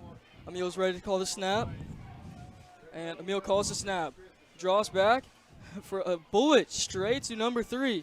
He has to run out at around the 49-yard line. Good catch by Carter Walker there. Kind of bobbled it, but he was able to secure it and get out of bounds. And we also want to shout out to that O-line. Emil had some great protection on that play, so he was able to deliver a good pass. Yeah, it looked like he bobbled the ball there, but, good athletic guy to stay with it and not just give up and take the incomplete pass. Yeah, the Bruin offensive line is always there to back up Emil and their running backs. All right, Bruin offensive line sets up. Emil's ready to call for the snap. All right. Emil calls the snap, draws back. He has a man chasing him. Lots of He's time. running. Lots. He's running. And he is fumbled right out of bounds. Lots of time to throw that ball, get that pass off. Great protection by the O-line, but he did have to scramble out and try to extend the play, and we do have some laundry on the field, so we'll see what that is. Yeah, that was before the ball went out of bounds, so let's see what this call is on. Yeah, it was kind of a bigger hit put on him, but like we said, he's a tougher kid, and he can take those. But it's good to see that he has a lot of time to run out of the pocket and is able to get free from defenders. Yeah, Jimmy, and I also want to shout this out. We're also seeing senior J.P. Hornback coming in at the flex position, so he's lining up out wide at tight end. So good to see John Hornback come in and make some plays for this Bruin offense. We see him a lot on defense, but haven't seen him much on offense tonight. It looks like the Bruins are going to set up for the punt with Ryder Sesser kicking off. That is our first punt of the second half. Yeah, unsuccessful first drive, but, straight out of halftime, guys still got to warm back up, get back into the motion of the game, so we're fine. Yeah. No doubt. Most definitely. All right, let's see how this kick is going to go. The snap is out. Ryder punts a very high ball. He calls for the fair. Beautiful bounce. Keep on Beautiful going. bounce. Beautiful bounce. Keep on going. As that will bounce into the 5-yard line. Great punt by Ryder Sesser. Great boot by him. A questionable call by the Kapaya returner, but obviously Bruins will take it any day. Good job by the kicker himself. Yeah, we talk a lot about offense, talk a lot about defense, but we also have to show special teams some love. So just want to show some love to Ryder Sesser on that beautiful punt right there. Oh, no doubt. Considering Ryder Sesser started out as St. Joe's kicker from last year, he also plays soccer, so that's also why he's a kicker. But that is amazing. That was an amazing touch. So now we are heading into zone coverage. Colonels take the snap. He has a quarterback sneak right up the middle. Yeah, kind of reemerging theme from the first half. The Colonels seem to find a slight success with those quarterback keepers, so they're going back to it to start the second half. Yeah, they used that a lot in the first half. Going into the half, I think the Bruins are going to be ready for those. All right, the Bruins are headed on to man-to-man coverage. Colonel takes a snap, fakes handoff, drops back, and throws a straight beam to number 2. He's running to the 40, to the 50, to the 40, with no one behind him, number 20 to 10, and a touchdown. Hey, unsportsmanlike on number 8. That might have been cut. We do have some laundry on the field. That might be coming back. That was a busted coverage by the Bruins defense. Kapaya's quarterback did a great job, had great protection. He did a good job setting the throw, finding the hole in the defense. But, that looks like it will be coming back. All right. Yeah, number 8 getting an earful from his coaches for showboating on the big hit on, I believe it was, who was it? Number 5 for the Bruins. Yeah, that was a nasty hit, and you see it called. Shout out to the referees for, seeing everything and doing their job. So what looked to be the Colonels' first score of the game will come back as they will get the ball at around the 40-yard line. So as you already know, we are a Catholic school, so we are praying to God that this is now a touchdown. That's the touchdown for the Colonels. Personally, I think it should have been called back for unsportsmanlike conduct, but we don't rule the game. The referees do. So that is now a touchdown for the Colonels. So that leads the game 6-19, 10 minutes and 24 seconds down in the third quarter. Yeah, unlucky for the Kapaya Academy squad, but I think the Bruins will take it either way. Yeah, those flags changed the game. What looked to be the first score, well, it looks like they will award the 6 points to the Colonels. So the score at the moment is 19-6 with your Bruins leading. All right, so now the Colonels line up for the kick. The ball is snapped, ready for the kick, and it is up, and it is through for the Yeah, first points for the Kapai Academy. So the score is now 19-7 with 10 minutes and 24 seconds left in the third quarter of play. Although that is very disappointing. The Bruins are always able to come back because, as we have shown in the first and second quarter, that our Bruin defense is always able to hold up, always able to wrap up, always able to bring them down. Yeah, Connor, this is high school football, and it's really hard to shut a team out. So, great job to the Bruin defense for holding Kapai Academy to 0 during the first half. Although they will get on the board first in the second half, the Bruin offense is looking to come back and answer that score. That's right. All right. So now, as the Bruins are already ready to receive, as they're now walking into their positions, the Colonels are all still huddled up with their head coach discussing what they're going to do, which is kick, but they're discussing the kick. Yeah, and this will be one of the first tests of the season for the Bruins to see how they bounce back from that score.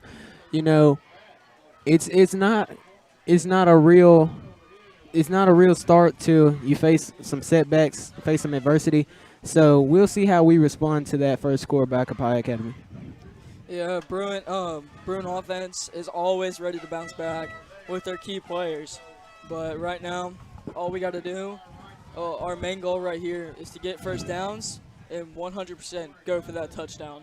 Yeah, so we see Christopher Watson, Carter Walker, and Brandon Taylor back deep for the Bruins to field this kick. All right, as the Colonels are ready to set out to kick, the ball is already lined up onto the 25-yard line. The kicker is backed up, ready to kick. The kicker is running, and he is set off for the kick. A short little nice squib kick that will be fielded by Brandon Taylor. Oh, yeah, Brandon. Way to make him miss, BT. Go BT. 30. Way to make him 20. miss. Booyah, BT.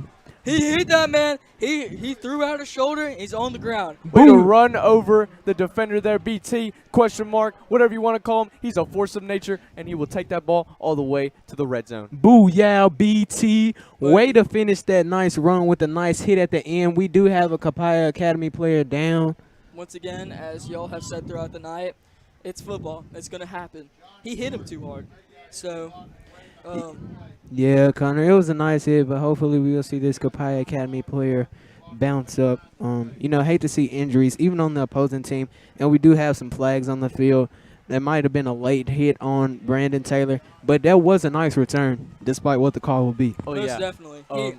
Gives the Bruins great offensive positioning, and sets them up for potentially to score 6 points easily.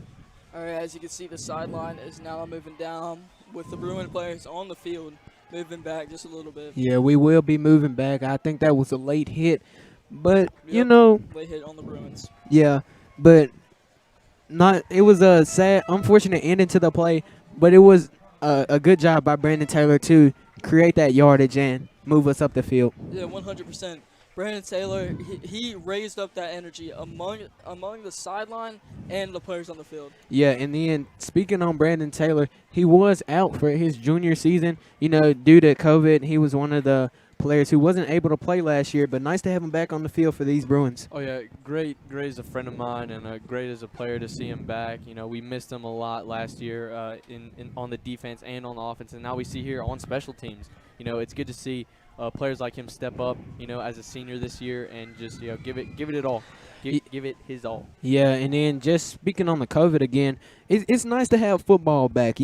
Last year it was questionable whether or not we were going to be able to play, so it's nice to see him line back up. All right, Emil takes a snap, throws a bullet straight, and he straight to his side wide receiver. He runs straight straight towards the near side of the field and is brought down at around the 30-yard line. Yeah, that was kind of a little bootleg screen right there from Emil Picarella to Carter Walker.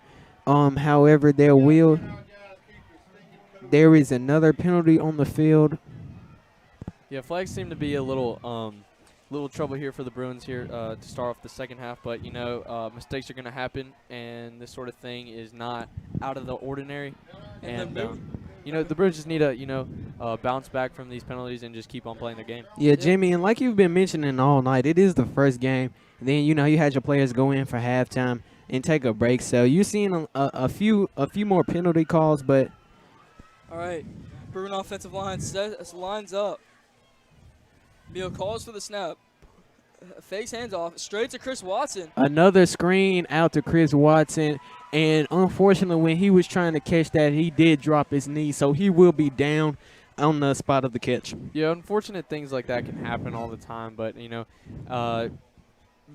at least we're going forward and not backward. And at least, he caught the ball. And, nothing too bad there. We're going forward, like I said, and not backwards. Yeah. So it's just good passes from Emil we've seen so far. Just one thing that I think we need to work on is just some of the penalties that we're doing. Try to play a little bit more, I guess, fair. I mean, in the ref's eyes, obviously. Yeah. A little bit about that play. That was just a very low pass for Chris. All right, Emil takes off the snap, hands off to jet sweep to Carter Walker. He will be brought down at around the 25-yard line. Another penalty on the field. Ooh, these refs love these penalties, and Emil is questioning about this, and it is on the Bruins. Yeah. I mean, lots of calls going our way.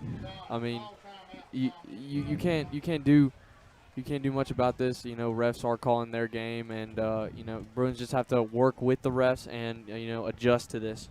Yeah, and I think we will be seeing. I think we may be seeing. Well, no, I thought we may be seeing a Bruin timeout, but quarterback Emil Picarella does go to the sideline to get the instructions from the coach. Yeah, Jimmy, like you said, we've been playing good tonight, but it's just too much laundry on the field. We have to clean up those penalties because yards against us are gonna hurt us. Oh yeah, always. Laundry. All right, Bruin offensive line lines up. Emil takes the snap, drops back just a little bit, throws a deep pass to Chris Watson, and that is 100% a pass interference. But yeah, Chris Watson was tripped up by the DB on that route. However, the refs won't call anything. Hate to see the no calls, but yeah, a questionable no call. But at the same time, you can't do anything. I just gotta shake it off and keep playing their game. Not a bad throw, great throw by Emil. Just complications with Chris there. But he's such a good wide receiver. Sometimes they have to do that in order to stop the man. Yeah, Chris, he would have most definitely been able to recept that catch, but he was tripped up by the defensive back. But yeah, that's what happens in football. We got 4 receivers out wide, 1 running back. Emil Picarella takes the snap, rolls out to his right. And he gets rid of it, makes an interception. And he is brought down at the 27-yard line. That is a very disappointing throw, but that although Emil was under pressure, he was able to get that ball out of his hands. Yeah, kind of. Straight to the person who recepted the ball, but he got hit from behind, so that ball popped right out of his hand straight into Kipaya Academies. Yeah, looked like there. Emil got hit and out of bounds. Tough hit, but tough kid. He's young. Things like that are gonna happen. This is only the first game. Like, keep on stressing. Yeah, Jimmy. Yeah, just gotta keep on going. Yeah, Jimmy. Like you said, the youth. You're gonna make mistakes. This is his first year leading his varsity football team, so we are seeing a few mistakes. But the more he learns, the better he's gonna be. So. Oh yeah, I mean, right now he's forgotten about it. That's 10 miles away from his mind now, and Bruins gotta work on defense. Bruins so coverage. Colonels hand off the ball, and he was brought down directly at the 31-yard line. Nice tackle. And I want to go back to that interception for 1 second. It looked to be kind of a late hit as Emil rolled out to the sideline, and he was hit pretty late. And it did look to be like a nice pass, but the receiver kind of bobbled it a little bit and fell into the DB's hand. Unfortunate play, but we're back on defense. Yep. All right, Bruin defense is now trying to – all right, zone coverage. QB take – fake handoff.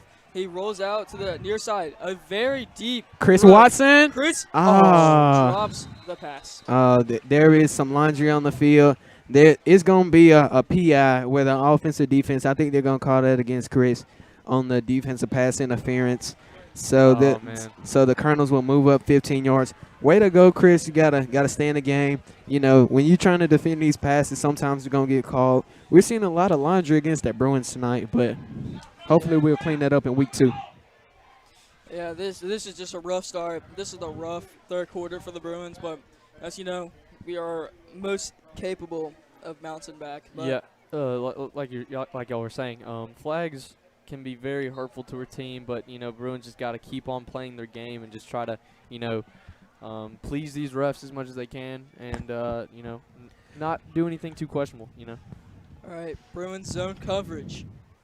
Quarterback takes a snap. He fakes hands off. He rolls out to the far side of the field, throws a bullet straight to the person who caught the ball. Straight to number 8, and he will be brought down by defensive back Christopher Watson. And we do have a Bruins shaking up on the field. And Jimmy, I just wanted to go back to what you said about the referees. You know, there are humans out there, so there are going to be a few calls in error. Exactly. But they're doing the best they can. Yeah. Hate to see the penalties against us. Hopefully we can clean that up. Yeah, nobody's perfect. Goes for all sports. You know, officiators are just doing the best that they can, and you know, at the end of the day, we got to know that they're trying to call the best and most fair game that they can. Yeah, that's Brandon Taylor, who is shaking up a big piece on this Bruin defense. He's shaking up. He's slow. He did battle with some injuries coming into the game, although he was cleared. So this has been a concern for him, but let's hope we'll see him back out here tonight. Yeah, these Colonels are just targeting our key players. First Day, and now they're Now moving on BT, yeah. Yeah, now BT. But you know, we see BT, very tough kid, very tough guy. You know, limping off the field by himself, walking off by the field himself.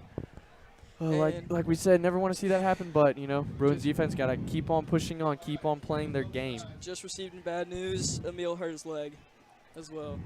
All right, Bruins line up zone coverage. He takes a snap, fakes the handoff, draws back, and is pressured. He throws in for a deep throw, but Chris is almost. Oh man! Christopher Watson called with another defensive pass interference. Oh man, this is just great breakup by Chris Watson. All because he threw down his hand to block the ball. But then again, you know it's unfortunate because he's going out just trying to make a play, doing the best he can, and they're gonna be foul calls, some penalty calls sometimes. So we just gotta. All right, it is. All right, it is equaled out. It was both on the Colonels and the. Obviously, that's a positive. We can hear some of these Copiah fans giving an earful to these referees, but you know, still gotta remember they are humans at the end of the day. Yeah, Jimmy, like you said, we've got to clean up these errors on defense. Offensively, we've been pretty good tonight. Aside from the fumble, aside from the pick, we've been pretty good on offense. Defense, we've been pretty good as well, only holding the Colonels to 7 points. So there are a lot of pluses, a lot of mini mistakes, but easy to clean up. Yep. All right, as the Bruins line up zone coverage, the Colonels take the snap, very high snap, handoff. Whoa, and there's a fumble! Fumble, but there is beginning a Fumble. The referees are trying to figure out who's got it. And Ball will stay in the possession of the Colonels.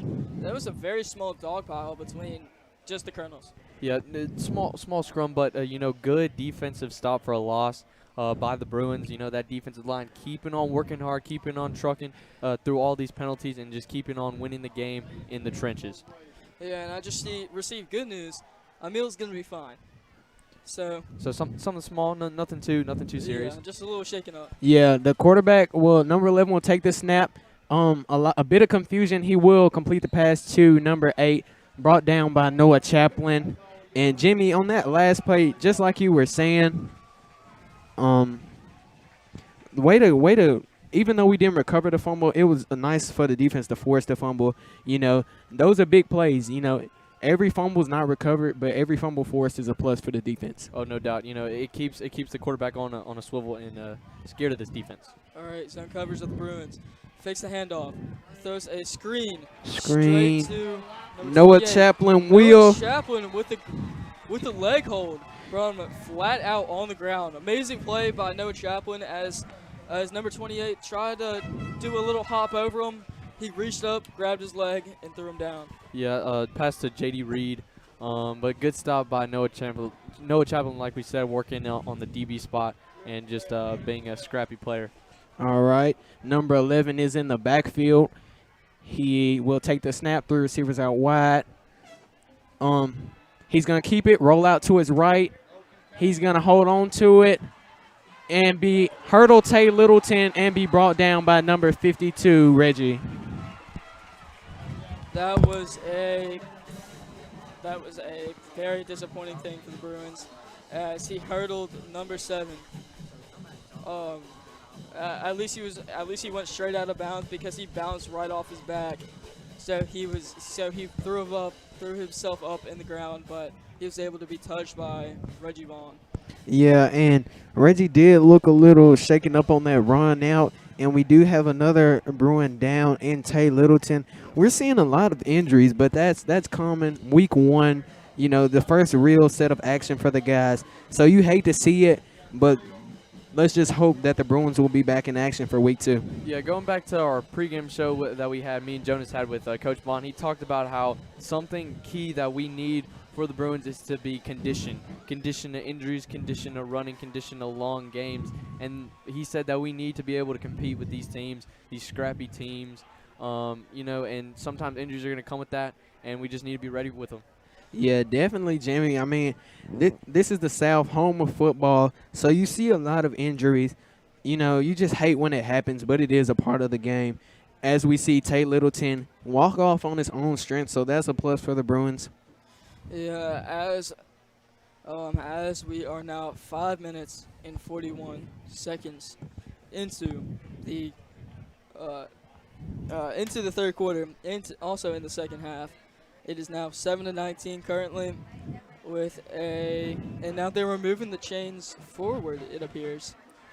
Yeah, so far, you know, we've seen a lot of football. We've seen a lot of penalties for the Bruins, but in just some things, like we said, we need to work on. But gentlemen, what are y'all thinking? What are y'all seeing? Some things that are y'all thinking about this Bruins squad going in the second half? Well, Jimmy, overall, it's a plus grade because last year we didn't see this many points on the board. We didn't see this many stops on defense. So overall, it's great for the Bruins to lose the players that they did and come back and recover this season to, you know, be out to a 19-7 lead. Although we see a lot of penalties, a few mistakes on offense, no team is perfect, but overall it's been a plus. A few minor setbacks, but we're going to clean them up. Yeah, most definitely. Yep. So both the teams line up on the field. Bruin defense lines up zone coverage as Colonel quarterback calls for the snap, very high snap, and is pressured. He has to scramble and is brought down by number 28. Another quarterback keeper. He will be brought down at around the 18-yard line. Looks to be Demarie Davis with the tackle. You know, these QB runs, we haven't seen them in a while. They've been passing a little bit more just the start of this third quarter, but these runs, you know, they're kind of hurting the Bruins. They've been hurting the Bruins in the first half, but they just need to find a way to, you know, stop them and keep on playing. Yep, as both teams now line up, as the Bruins are almost man-to-man. The Colonels take the snap, but there is some flag on the field. Seems to be a false start. I don't know which team. It seems to be a false start on the Bruins. Yeah, that's unfortunate. Yeah, we can tell it's a way, you know, not the hometown love from the referees. We're definitely catching it, but Most definitely. It's unfortunate, but we're just gonna clean up the errors and hopefully just have less penalties next week. You know, part of the growing pains of just being the team, you know, being the best that we can be, and just gotta, you know, deal with this, and you know. I don't know. Just keep on making stops on the defense. Yeah, then again, we also do not have home field advantage. We are not in Bruin territory. We are in Capaya territory. All right. The Colonels take a very high snap. He is pressured. He has to throw a Fumble! screen. Oh, incompletion. You know, I thought that would have been a fumble as he rolled out and threw a little skipper. Yeah, he threw out. He went through that motion. So Yeah, the refs will credit him with an incomplete pass. That was almost a big play, almost a fumble for the Bruins there. But if they could have gotten to him a lot quicker, that would have been an amazing play for the Bruins because he was right there. Yeah, good disruption by number 8 Noah Chaplin, just getting inside the line and causing some havoc for the Capaya Academy squad. All right, Bruins line up zone coverage. Colonels take the snap, very high snap. Throw a screen out to number 28. And he is brought down by, who is that? Number 27. John Parker Hornbeck. great tackle by Bobby Hornbeck. One of the pluses of this defense this year is tackling, just solo tackling, being able to make a tackle, not getting beat. Yeah, as it is 4 minutes and 21 seconds left in the third quarter with the score 19-7, with it being third down. Yeah. And most possibly a yard or two away. Yeah, Connor, we need a big play from the Bruins here. This is a goal line stand, and we see the Colonels backing up for a false start, I believe. But this is a goal line stand. We could really use a big shift in changing momentum. Yeah, we Bruins need anything they can get to keep on pressing on this team and working to get back on the offensive side of the ball and make this big stop. So now it is first down for the Colonels. So as both teams are beginning to line up with. Let's make a play, boys. Let's make a play. Let's do it. So we need some energy here. All right. Now he is brought down. He was brought down with the sack by number 87, Matthew Blackwood. Yeah. The defensive line / tight end. He told me to be hype when he makes big plays. Yeah. I did it for him. Yeah, we've seen this a lot with Capaya Academy. They have a very mobile quarterback, so it's either a QB run or he's rolling out outside of the pocket trying to make a throw. But good job by Matthew to recognize that and get the sack. Yeah, he snuck up right behind him for that bear attack. He wrapped up around him, tossed him over himself, and brought him down. All right, that is a quarterback keeper, and he is touchdown, Colonels. Touchdown. He was almost brought down by the Bruins, but sadly he was not able to. So that brings the score 13-19. So 13-19 Bruins with 3:25 left to go in the quarter. Let's hope that the Bruins can turn this around on this next play, on this next drive. Let's hope the offense can get it clicking and get another score on the board for the Bruins. And maybe they would stop targeting some of our key players. Hopefully so, Connor. But at the same time, Bruins gotta shake this off and just work to come back on offense. Yeah, we see the kick, a fumbled kick, and the Bruins will get on that. So this will be an unsuccessful kick attempt for the Colonels. So the score will stay at 19-13 Bruins with 3 minutes and 25 to go. So what's been against the Bruins this whole second half? Well, Connor, is flags. Yeah, flags, and definitely, Connor, football is a game of momentum, so you have ups and you have downs. The whole first half was an up for the Bruins, but, we're facing some adversity as Capaya gets 2 scores back-to-back, so let's hope we can come out and make a play. Yeah, hopefully, most definitely, I believe the Bruins will be able to bounce back and get some more points on the board. Yeah, going into 3 minutes left in the third quarter. I think the Bruins are going to try to get off and some 6 points, 7 points, whatever they can get before the end of the third quarter, and just keep on working. If not on defense, on offense, work into make up for the penalties and mess ups on defense. But now let's take a break to recognize our sponsors. All right, so now he's handing it over to me. So our sponsors are C-Spire, Diatech, Mid-South Elevator, St. Dominic, and Mississippi Premier Plastic Surgery. Yeah, Connor. A big shout out to them for sponsoring St. Joseph Catholic High School. Yeah, Connor, they make this all possible. They make it possible for us to be out here supporting our Bruins. So as we get ready for this next possession, let's just hope the Bruins can string together some plays. Football isn't one big play at a time. It's several little plays together to equal out to a big play. So let's just make several right plays.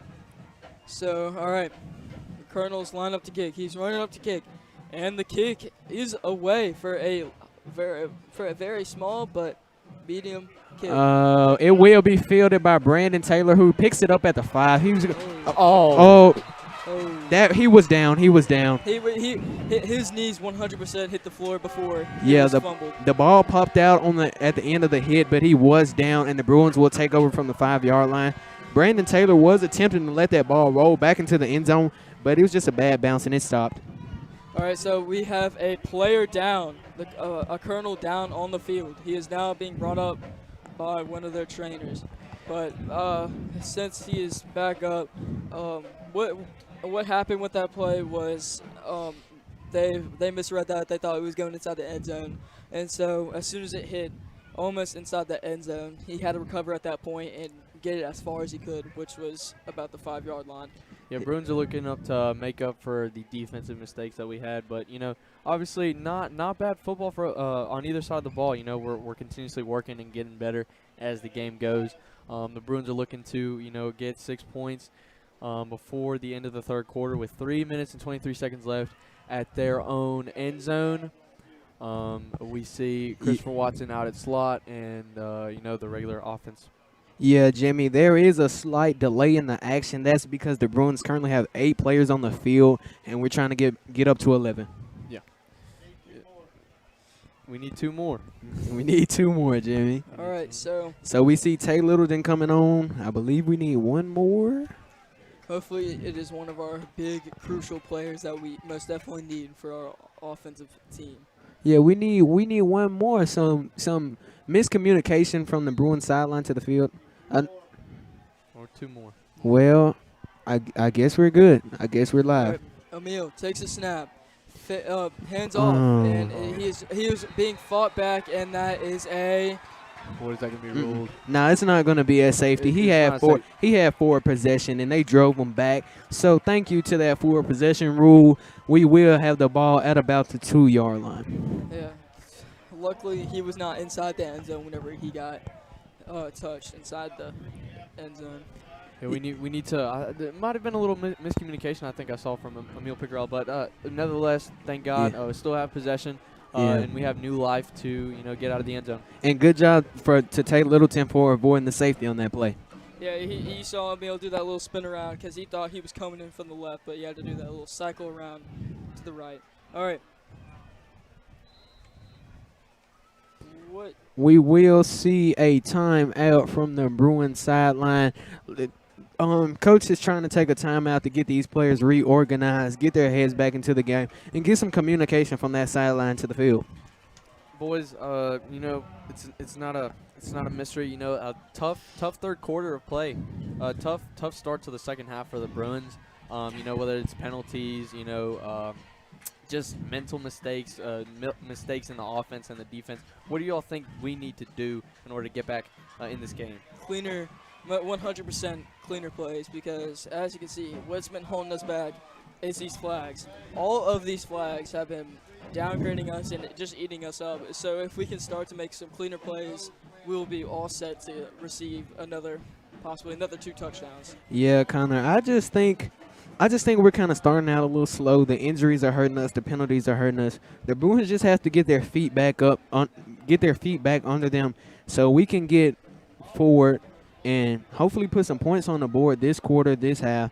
Because it's hard to win only scoring in one half. So let's hope this Bruin offense can get back into shape. Oh yeah, no doubt. I think scoring before the end of the third quarter is going to be a big momentum, a boost for the Bruins. I think carrying a bigger lead into the fourth quarter will make the Bruins feel better on offense and defense. All right, so as both teams line up, the Bruins are ready to be set. But now we see Emil takes the snap, draws back just a little bit, it pump faked, and he is down.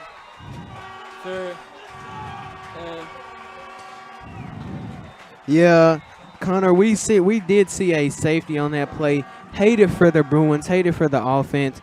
So our score will now be 19-15 Bruins with 2:25 to go in the third quarter. unfortunate for the offense. Unfortunate, going into the fourth quarter and the end of the third quarter, because now the Capaya Colonels will now get the ball again, but just got to keep your heads up, keep your heads down, and keep on playing. Well, Yeah, Jimmy, this- I'm trying to see what they called here because the scoreboard has been changed to 19-19, and I've never Oh. heard of a 4-point safety. So let's hope they can get that scoreboard fixed.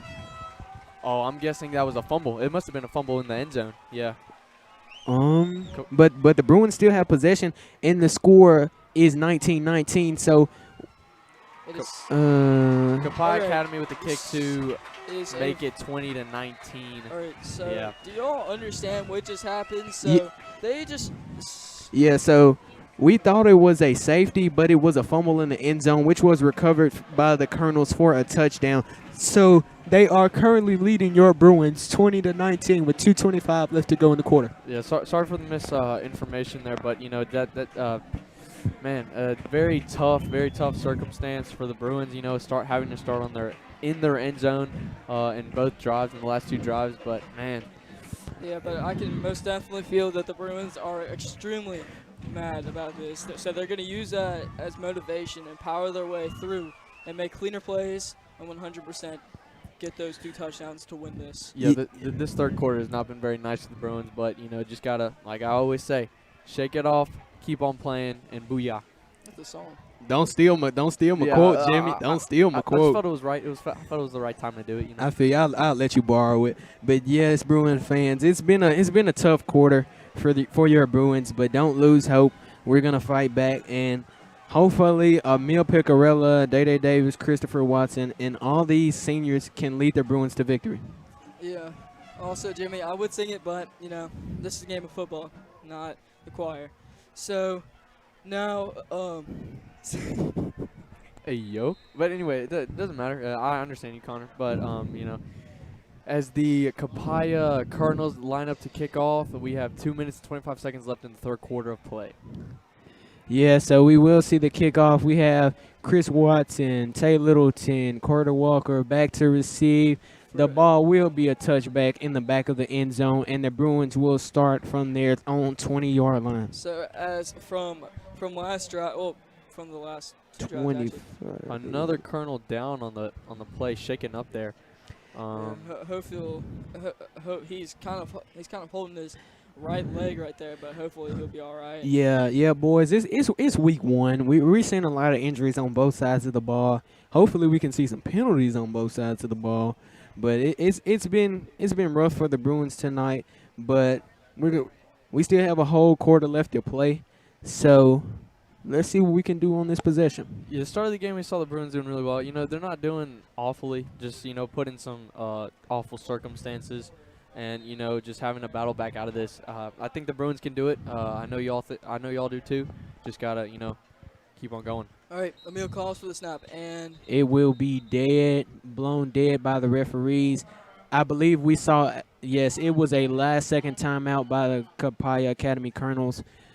so right now the time inside the third quarter, which is almost ending, 2 minutes and 24 seconds. Yeah. The score being 20-19. 19 Bruins, Capaya Academy 20. Yeah, it was a Capaya Academy timeout, but this is a great time for the Bruins to kind of regroup, get their legs under them, get some communication from the coaches to the players, and start this drive off with a bang.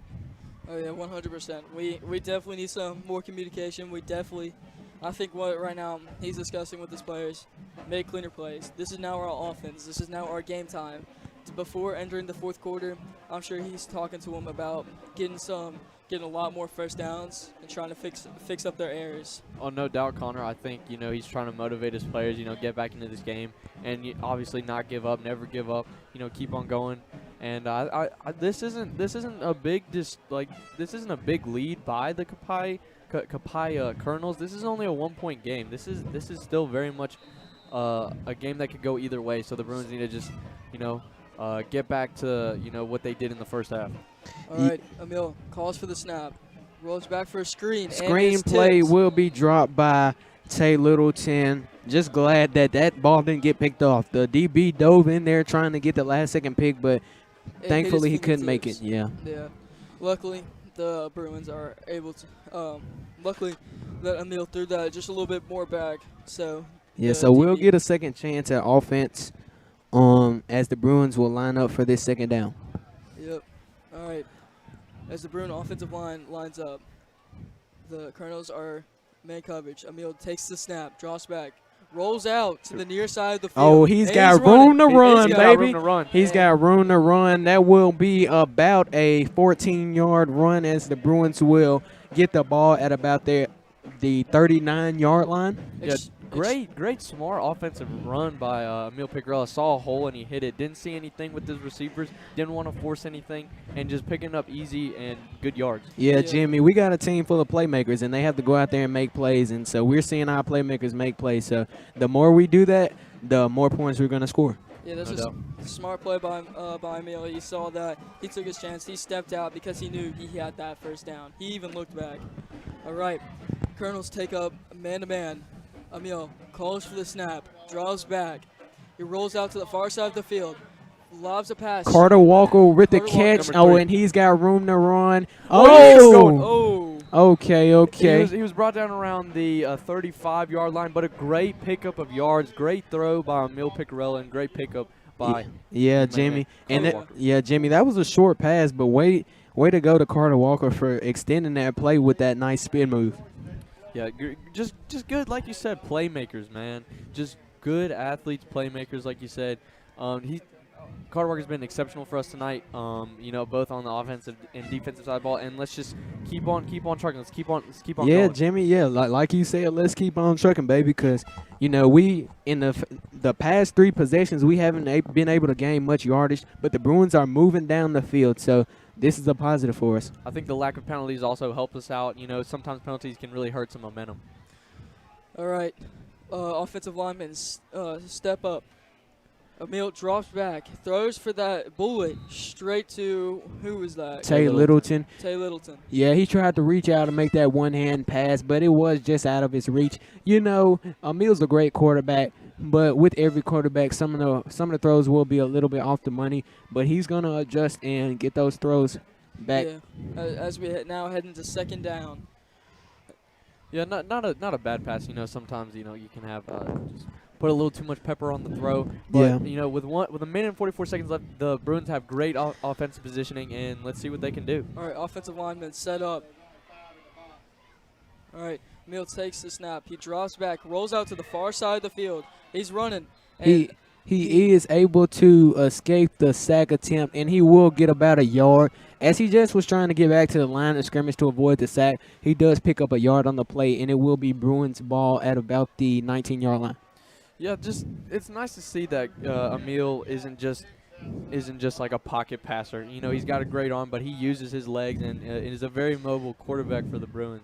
Yeah, Jimmy, he's been extending plays all night, so this is a very bright start, a very bright season opener for the Bruins. all right, Yeah, for offensive sure. lineman set up. Twins other side of Emil. Emil hands off to Carter Walker. Carter Walker. Oh, man. Flags down the field. He's running, and he's Carter Walker will get in. Well, he will be stopped short at the 1-yard line, but I don't think that's going to stand, boys. I think that's going to be a holding call on the Bruins and will come back. That's just unfortunate. Just a great run by Carter Walker. He's been doing that all night. It's just these penalties, man. These penalties keep on haunting us, keep on hurting us, but we just got to Yeah, Jimmy, we got Forget a lot of senior additions to the team, but we also have a lot of young players. So with young players comes, penalties, comes inexperience. So as the further we go into the season, the less of these penalties you Bruin fans are going to see. For sure. Now this, I guess this puts the Bruins at the 30-yard line, I believe. Yeah, right at the 30-yard line. which is Still good offensive positioning with a minute and 29 left. Yeah, we're in the third down. All right, offensive lineman set up. Emil drops back with his running back covering him. There's a hole, and he is Face mask. sacked. Yeah. Oh man. Yeah, he had a lot of time to throw the ball, tried to move up in the pocket and make a play, but he was just brought down.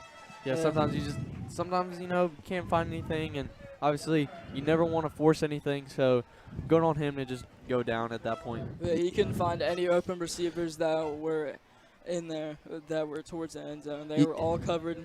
and so by that point, it was too late. The pocket already collapsed. He Yeah. couldn't get out. Yeah, great start of the drive. And it is fourth down, but the Bruins will stay on and attempt the fourth down play. So you can already imagine this is going to be a deep throw. All right, offensive lineman set up. Only Emil in the backfield. He drops back. He goes for a deep throw, and it is drop. And He threw in the double coverage. Tay Littleton looking for the PI call, and it was a PI. But unfortunately, he's not going to get the call. And I believe the Bruins went for it there because we're in our own territory, so it doesn't hurt to give up the ball here, but it just hurts to not get points. also, another thing to add on, 34 seconds left in the third quarter as we are about to head into the final 12 minutes of the game. I mean, it stinks to see that, Taylor Littleton is getting double coverage. He's such a great player, and really that's the only way to, I think, to contain the man, and, the Bruins just have to, deal with that and go on a defense. That's right. So I believe that they're going to just run down the clock. No, they're going to hand it off. And he's going to run up the middle, and he will be stopped. Yeah, about a 7 or 8 yard run there, by the Colonels. All right. So as now it is the final 15 seconds of the game. We, with it being second down. Excuse me. As it being second down, now we are heading into the fourth quarter of the game. Yeah, it looks like the time's just gonna run out of the third quarter. 5, 4, 3, Yeah. 2, 1. Yeah, guys, that will Fourth wrap. quarter. That will wrap up our third quarter at 20-19 Colonels. Let's hope the Bruins can battle back. And as we go into this break, we do want to mention our sponsors again. Thank you to C Spire, Diatech, Mid-South Elevator, St. Dominic, and Mississippi Premier Plastic Surgery. So, like we know, the third quarter has been a really tough quarter for us. Probably the worst quarter of the night for the Bruins. Just lots of penalties brought us to this score with them scoring 20 points in one half. It's mind-boggling to me. It sucks to see this, but it just comes down to who wants it more, and I think the Bruins do want it more, and they're gonna keep on battling back. But this isn't the most ideal situation for the Bruins. Yeah, 100%. They're itching to get that extra 6 points or possibly 7 points. So as now they switch over sides of the field, the Bruins are beginning to line up with zone coverage. The quarterback, as the offensive lineman line up, he hands off to number 28. He runs out to the far open hole and is brought down at just shy of the 40-yard line. Yeah, brought down by number 22, Demarier. Lots of runs, lots of handoffs. That handoff was to JD Reed. Said his name a lot through this game. Not as many QB runs as we've seen, but lots of just runs in general from the HBs. And I think the Bruins need to really stop this. All right, as Bruins line up zone coverage, offensive linemen are protecting. Oh, Colonels are man. just powering their way through. Man, that was a great burst by the D-line. Unfortunately, we were unable to bring down a runner until about 10 yards later. Yeah, a little more than the 50-yard line, just about the 40. The 41, 45-yard line, very close to that. But man, these runs are really, really hurting us at the moment. Oh yeah, most definitely. As it being first down. Yeah. 19. The Colonels will line up in a 2 out wide, two fullbacks in, and the quarterback will take it. All right, cornerback takes the snap, hands off. Blown up by Big Mari. Just a great defensive stop by the defensive line. Man, you can say anything about this Bruin defense, but that line is special. That's something special. That's something that's been working this whole game. Yeah, and that's a name we haven't said a lot tonight.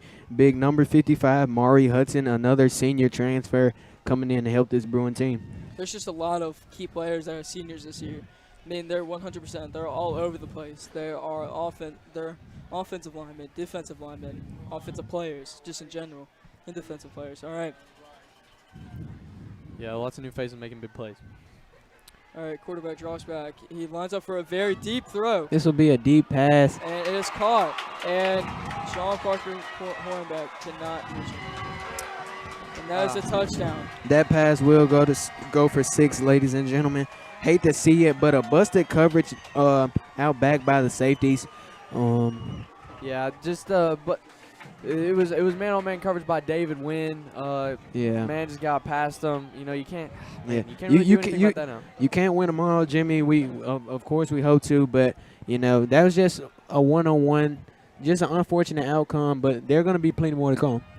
Yeah, that's one of the first passes we've seen in the second half, and good pass by the Colonel quarterback. But man, Bruins, we got to get something going. Yeah, and just a quick note here. The Colonels are up 26-19, which is a 7-point deficit. But if they kick the field goal here, it is still an 8-point game, and that is a one-possession game for the Bruins. Oh yeah, this is very far from over. We got 10 minutes left in the fourth quarter, and I don't see the Bruins giving up. I don't.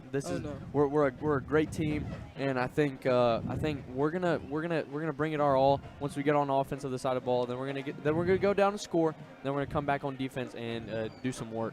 100%. We're gonna fight to the end for this final 10 minutes of this quarter. We are going to we're gonna fix our flaws and we're gonna learn from them.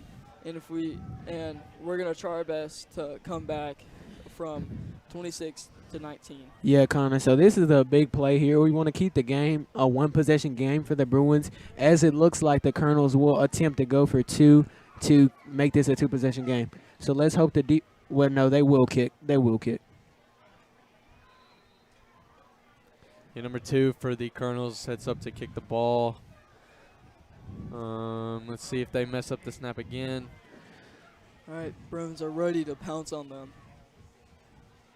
All right, the kick is up and it is out. What? It's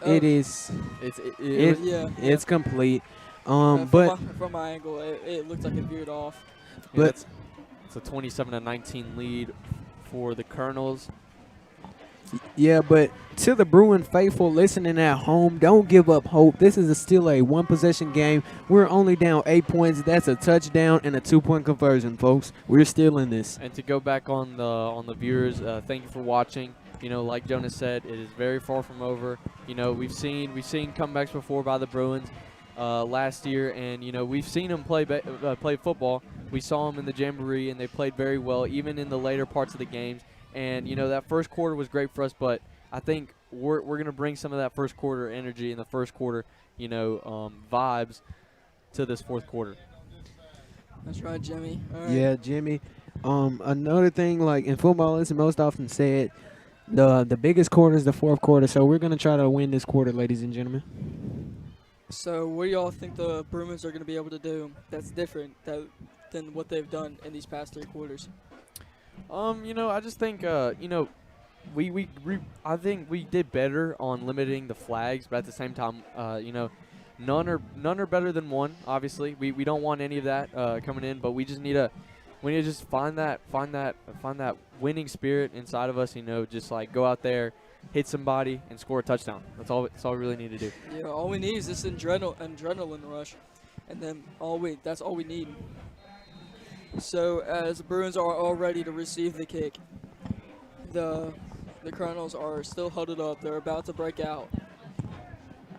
Now they are breaking out with the ball already set up on the 40-yard line. Yeah, let's hope we can get a good return here, generate some positive momentum for our Bruins with Tay Littleton, Carter Walker, and Christopher Watson out back to receive the kick. All right, the kick is away for a little squib kick. Oh, no! Squib kick recovered by the Colonels. It was kicked straight to it was kicked high and straight to number 9 Cole Spivey. Cole bobbled the ball, and you know, very unlucky play.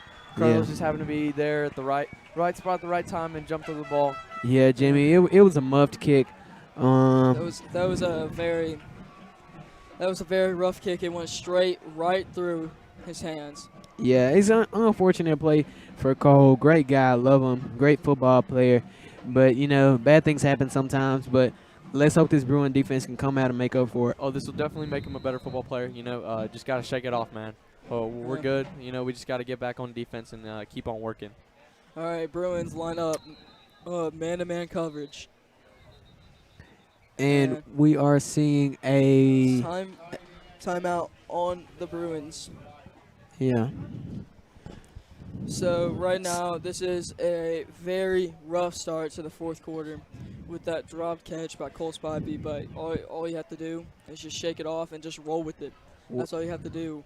Since now the Bruins are bringing out their defense, the Colonel offense has to just keep on making their flaws so the defense can just come straight for them and recover our football. Yeah, so Jimmy, I just want to ask you, what's one thing that you think our Bruin defense can do better to kind of limit this Kapaya offense? Well, we've said it time and time again.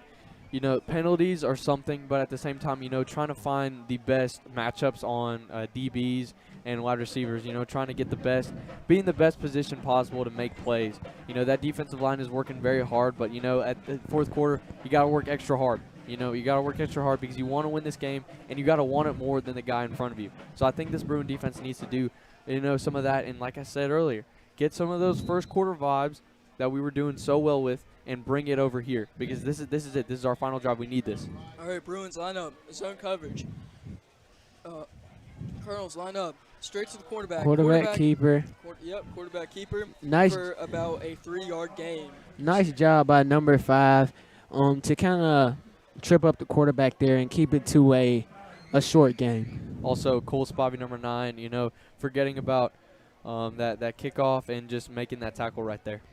Yeah, and Bruins, we just want to reiterate the score is 27-19 with 9:39 left to go in the fourth quarter, so we still have time to operate. All right. He has to make a Colonels have to make a last-second throw, and who was that made the tackle? I believe it was number 16. Mason Roach. Mason Roach. That was the first time we have heard his name tonight. Last season, he had a dislocated shoulder from, I believe, either Pelahatchie or, no, not Pelahatchie, Pisgah. Correction, I believe that was actually Parker Davis with the tackle. That I don't think. Yeah, I think that was just number 6. That's on me. That's on me. But it's all good. No, you're good. All right. Bruins line up, zone coverage. Quarterback hands off, and And he the running rolls back, out to the near side of the field, and he is entangled. he And will be brought down by Christopher Watson at about the 18-yard line. Tay Littleton with the stop there. Man, just this running game. To add more of obviously I'm not playing, but a little, you know, All right. something. You gotta work on that running game. As we can see, there is a flag down on the field, which is just recovered. Yeah, Kapaya will be backing up. We don't that's know great. exactly what that flag is for, but any flag against them is a plus for the Bruins. Most definitely. Yeah, we need this. I mean, we've had a lot of flags going our way. You know, let's see some, you know, maybe going theirs. But I would not mind for that. Yeah, Jimmy. And like you said earlier, like, we're not on the field, but we wish we could be down there cheering our fellow Bruins on. Oh, no doubt, no doubt. All right. As Bruins line up, zone coverage. Colonel's offensive linemen set up 3 men. And quarterback keeper straight up down the middle and is brought down by number 22. Demarie Davis. He slipped the first tackle, but good job by Demarie coming up that middle and making that nice solo tackle. Yeah, we've seen Demarie make lots of tackles, lots of great tackles this game. You know, even earlier in the game and even later in the game. You know, he's been such a big help for the Bruin defense. Yeah, so now it's currently 2nd down and very far away for the first down for the Colonels. So Bruins line up zone coverage. Offensive lineman of the Colonels. Quarterback hands off to number 28, and he runs up straight up the middle and is brought down by the Bruin defense. Seems to be a combined tackle by number 87, Matthew Blackwood, and again, number 22, Demarie Davis. Yeah, the Colonels are trying to run the ball, and kind of tire out our Bruin defense. So hopefully they can stay strong and force a turnover on downs. Once again, Bruins are zone coverage, and they are drawn off sides by the Colonels. Oh man, little things like that can really hurt a team, but you know, just gotta, I guess, shake it off. Yeah, Jimmy, like we said time and time again tonight, this is a brand new team, a lot of new pieces, so it's a lot for so many new guys to come together on one team. So there are going to be a few mistakes, Yeah. and it's week 1.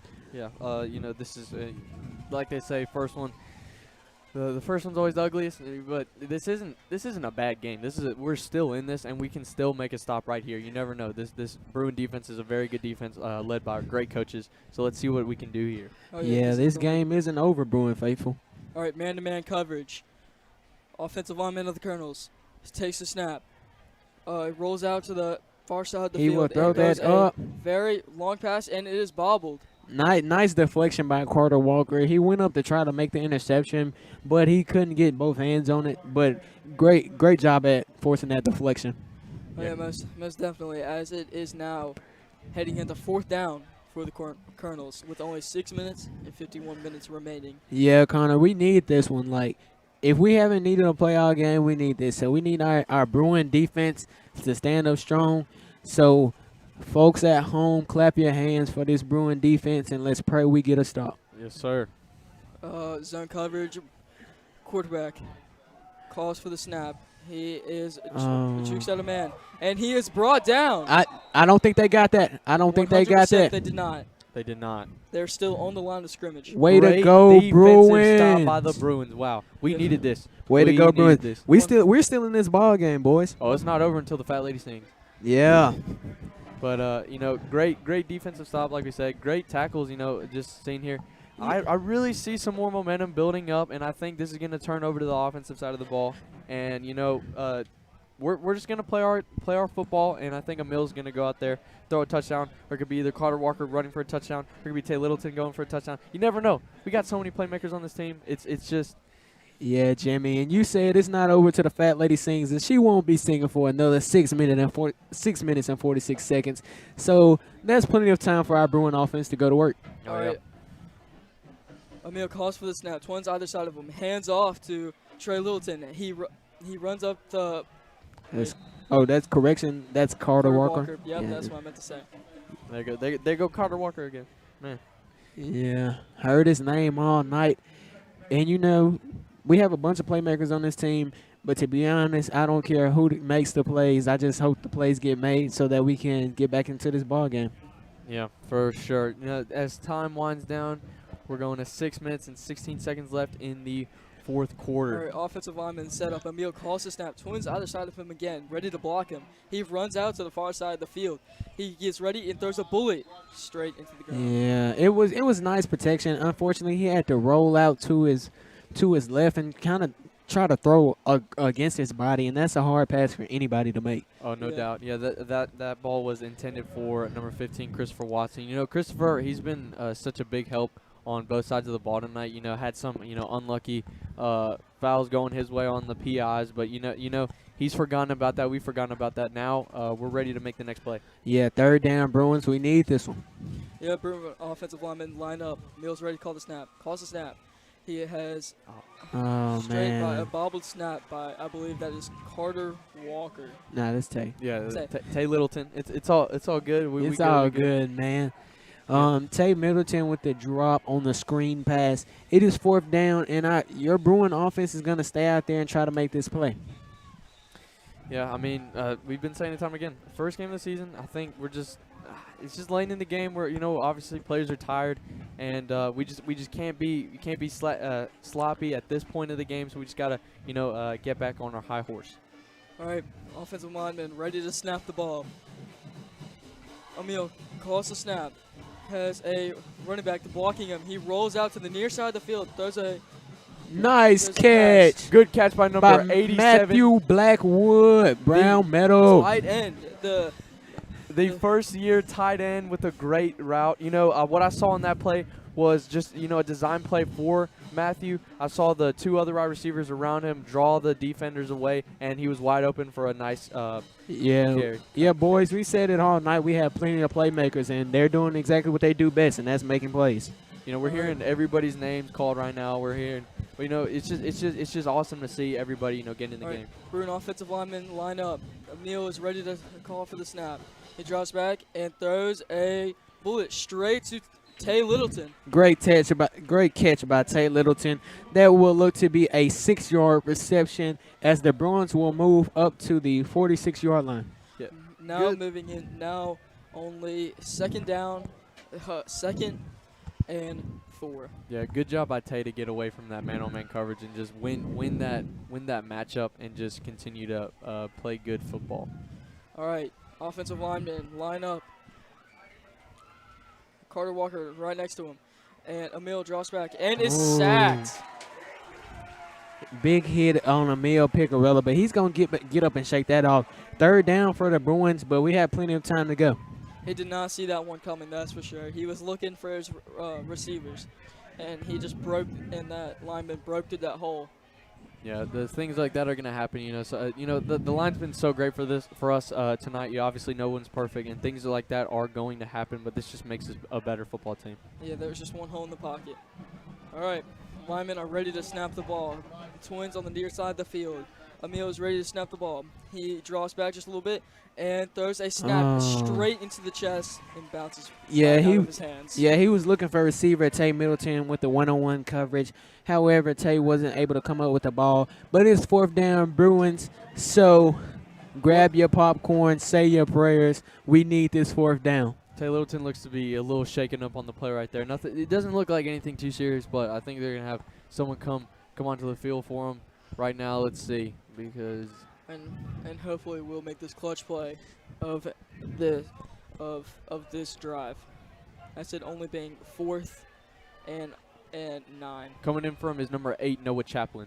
All right, offensive lineman set up. Emil takes a snap. His bot it has cover, and he scrambles, and he is stopped on the 45-yard line, just shy. Not just shy.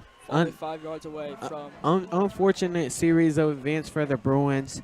As Emil Picarella tried to take that one up the middle and go get the first down, but he was brought down just short as the Colonels will take over. But fans, we do have 4 minutes and 12 seconds for this Bruin defense to make a stop and get some more points on the board. Yeah, we need something right here. I think defense hasn't been on the field in a while. They got a breather, and I think they're going to come back hungry to make a stop. Yeah, with that breather, you already know they saw what happened on that field, and they're ready. All right, they now line up. Defense lines up, zone coverage. He quarterback hands off, and he's running straight up the middle. Yeah, and missed Mason tackle. Roach is not able to get them. And that's going to be a touchdown for the Copiah Academy Colonels as the running back got outside on that missed tackle. Yeah, touchdowns by number 28, J.D. Reed. We've heard his name a ton tonight, and lots of handoffs to him. But, yeah, just that running game, it's just been killing this Bruin defense. Yeah, so we're seeing plenty of positives in week 1, and we see a lot that we have to clean up for week 2. One thing that we're seeing more so in the second half is the run game. We're going to have to find a way to stop that run.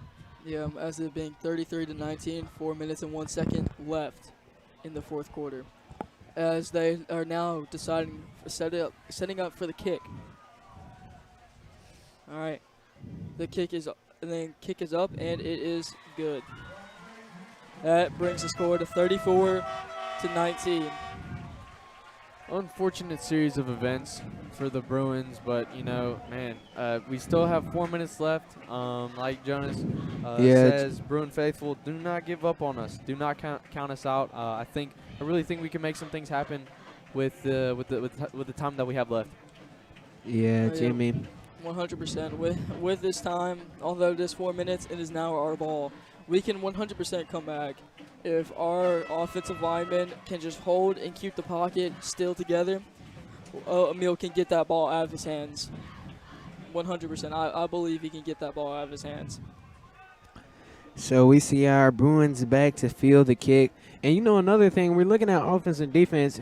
And like I said earlier, special teams is a part of the game too, because that score wouldn't have been possible if it wasn't for that muffed kickoff. Oh, yeah, for sure. Man, it's just I I don't know. It's kind of hard to explain what what the Bruins are going through. It's just adversity. When faced with adversity, you never give up. You never lean back and just kind of sit back and let adversity hit you in the face. You gotta take it, and you gotta make it better for you. Yeah, you know? Jimmy, in the quote, a quote you always hear, what doesn't kill you makes you stronger. Oh, And this sure. definitely isn't going to kill us. So we're just going to come out stronger from this. Very early in the season. Game's not over. The Colonel special teams line up, and they are running up for the kick, and the kick is up by a little squib Another kick. squib kick. And that is Another our- muffed squib kick that will, and it will be Kapaya football. once again, Kapaya football. And that was dropped by Yeah, number guys. 8, It's Noah Chaplin. Noah Chaplin. Tried to come up and make the catch, but when he slid down, the ball just popped right out. And it's the little plays like that. Games aren't won or lost in big plays. It's the little plays. So we just have to do better on those. Yeah, Yeah, same scenario as last drive, man. Dang, it's just very unfortunate for the Bruins again, being in the same spot that they are now. But, geez, you just gotta, like I always say, I said this about a million times tonight. Just gotta keep on trucking. Yes, All right. sir. Bruins line up zone coverage. Kapaya lines up, hands off, runs up straight to number 28, and he is tripped up by number 9, Parker Davis. Yeah, and I just want to say, way to go to our Bruin defense, still out there fighting. With everything stacked against them, they're still out there fighting to try to make plays. Yeah. Oh yeah, that 100%. They're exhausted by now because they've been off and on the field. Yeah, the defensive side of the ball, you just, man, it stinks to see them on the field this much, but you got to do what you got to do. Yep. All right. Let's see what the Bruins have to offer here. Bruins lined up, zone coverage. Kapaya lines up, one man in the backfield, and all right. Quarterback hands off to the man in the backfield and is brought down by number 52. Seems as so that the Colonels are trying to chew out that clock as much as they can, but Bruins are continuously making these stops that are very very much needed. Yes, sir, Jimmy. Jimmy and Connor. The game is not over, and our Bruins are still fighting, and we're gonna fight until it's 0 seconds left on that clock. Yep. That's for sure. All right. As they are both now lined up, Bruins are lined up zone cut man to man, and Kapaya is lined up one man in the backfield, and they are now drawn off offsides by, I believe that is Matthew Blackwood. Yeah, unfortunate plays. Got to keep the laundry off the field. So, this is just showing us what we need to work on going into week 2. These little plays, these little errors, these little mistakes. So if we can clean it all up, we'll be fine. Oh yeah, most definitely. Yeah, penalties, man, they've been killing us a ton tonight. Man, it's just you gotta clean stuff up. This late in the game, Bruins are tired, and it's been a rough second half, but Right. gotta Zone keep it coverage Bruins. Kapaya lines up one man in the backfield, hands off, and he is stopped dead in his tracks. He is stuck in his tracks by number 5. That is Solomon Walker, another new addition to this Bruin defense. Yeah, nice hit by him. The Bruins are not showing any signs of giving up. Continuously fighting on and playing football. Oh yeah, all right. Bruins now line up man to man. Kapaya lines up one man in the backfield with the classic, and they are now drawn off offsides by Solomon Walker. Yeah, we just saw Solomon with that nice play. Then he gets drawn outside. A lot of ups and downs tonight, but Bruins are still fighting, holding on. Your score is 34-19 with 1:30 left to go in the fourth quarter. Oh yeah, it's just these little drawn off sides. It's just eating them up. All right, Bruins now line up, man to man coverage. Kapaya lines up with one man in the backfield, and We see, and Kapaya will take the timeout as they're trying to draw as much time off the clock as they can. oh yeah, with only a minute and 9 minutes remaining in this game, Yeah. 34-19. Yeah, just an unfortunate series of events happening in the second half. You know, Bruins obviously had a great start in the first half, kind of just veered off and towards the second half. And man, it's just you know, lots of things not going their way, and that's all you can really say about it. That's just what kind of happens, and it sucks seeing this, but at the same time, you got to keep on trucking. That should be my motto or something. I don't know. But a minute and 9 left in the fourth quarter. 34-19, Copiah Colonels. All right, so with the Bruins, hopefully we'll be able to make that last second clutch play, as it appears to be man-to-man coverage, or near man-to-man coverage, with Copiah now lining up, with it now needing to run down the clock. They'll use up both of their plays, as it is now third down. Yeah, just chewing out that clock, just finishing up this game. What looks to be the final score is 34-19, the Copiah Academy Colonels. Yeah, Jimmy, and they're gonna let the rest of that clock run out. Great fight in week 1 by the Bruins. We're gonna be back out here covering week 2. Tough loss, but we're gonna be back at it. This is a new team. We're gonna keep fighting. Yeah, like you said, you know, new team, first week, a lot to build on. A great first half, I guess, just build on. You know, working in that second half, and continuously, you know, never giving up. Man, lots of great things that we saw, and like you said, such a young team, new faces, and I think we're continuously getting better. Yeah, this is your Bruin News Now broadcast of Week 1 football. We will be back with you for Week 2. We are the voice of the Bruins. I'm Jonas Gauls, joined by my co-host Jimmy Thomas. Now we're going to send it off to the voice of the Bruins, Connor Odom, for the close. Thank you very much. All right, so that was a very hard-fought and well-fought game between the Bruins and Copiah. The Bruins held it for the first half, and then slowly we went very, very slowly downhill. But as you know, this is what happens in between games. But as you know, this is just football, and so now we will sign off, and we will see you next week for the Bruins. But first, I would like to thank our sponsors. Never mind. All right, so last second, we will thank our sponsors. So the Bruin News Now is sponsored by C-Spire, the iTech Mid-South Elevator, St. Dominic, Mississippi Premier Plastic Surgery, and that'll be it for this week's Bruins. Signing off, voice of the Bruins, Connor Odom.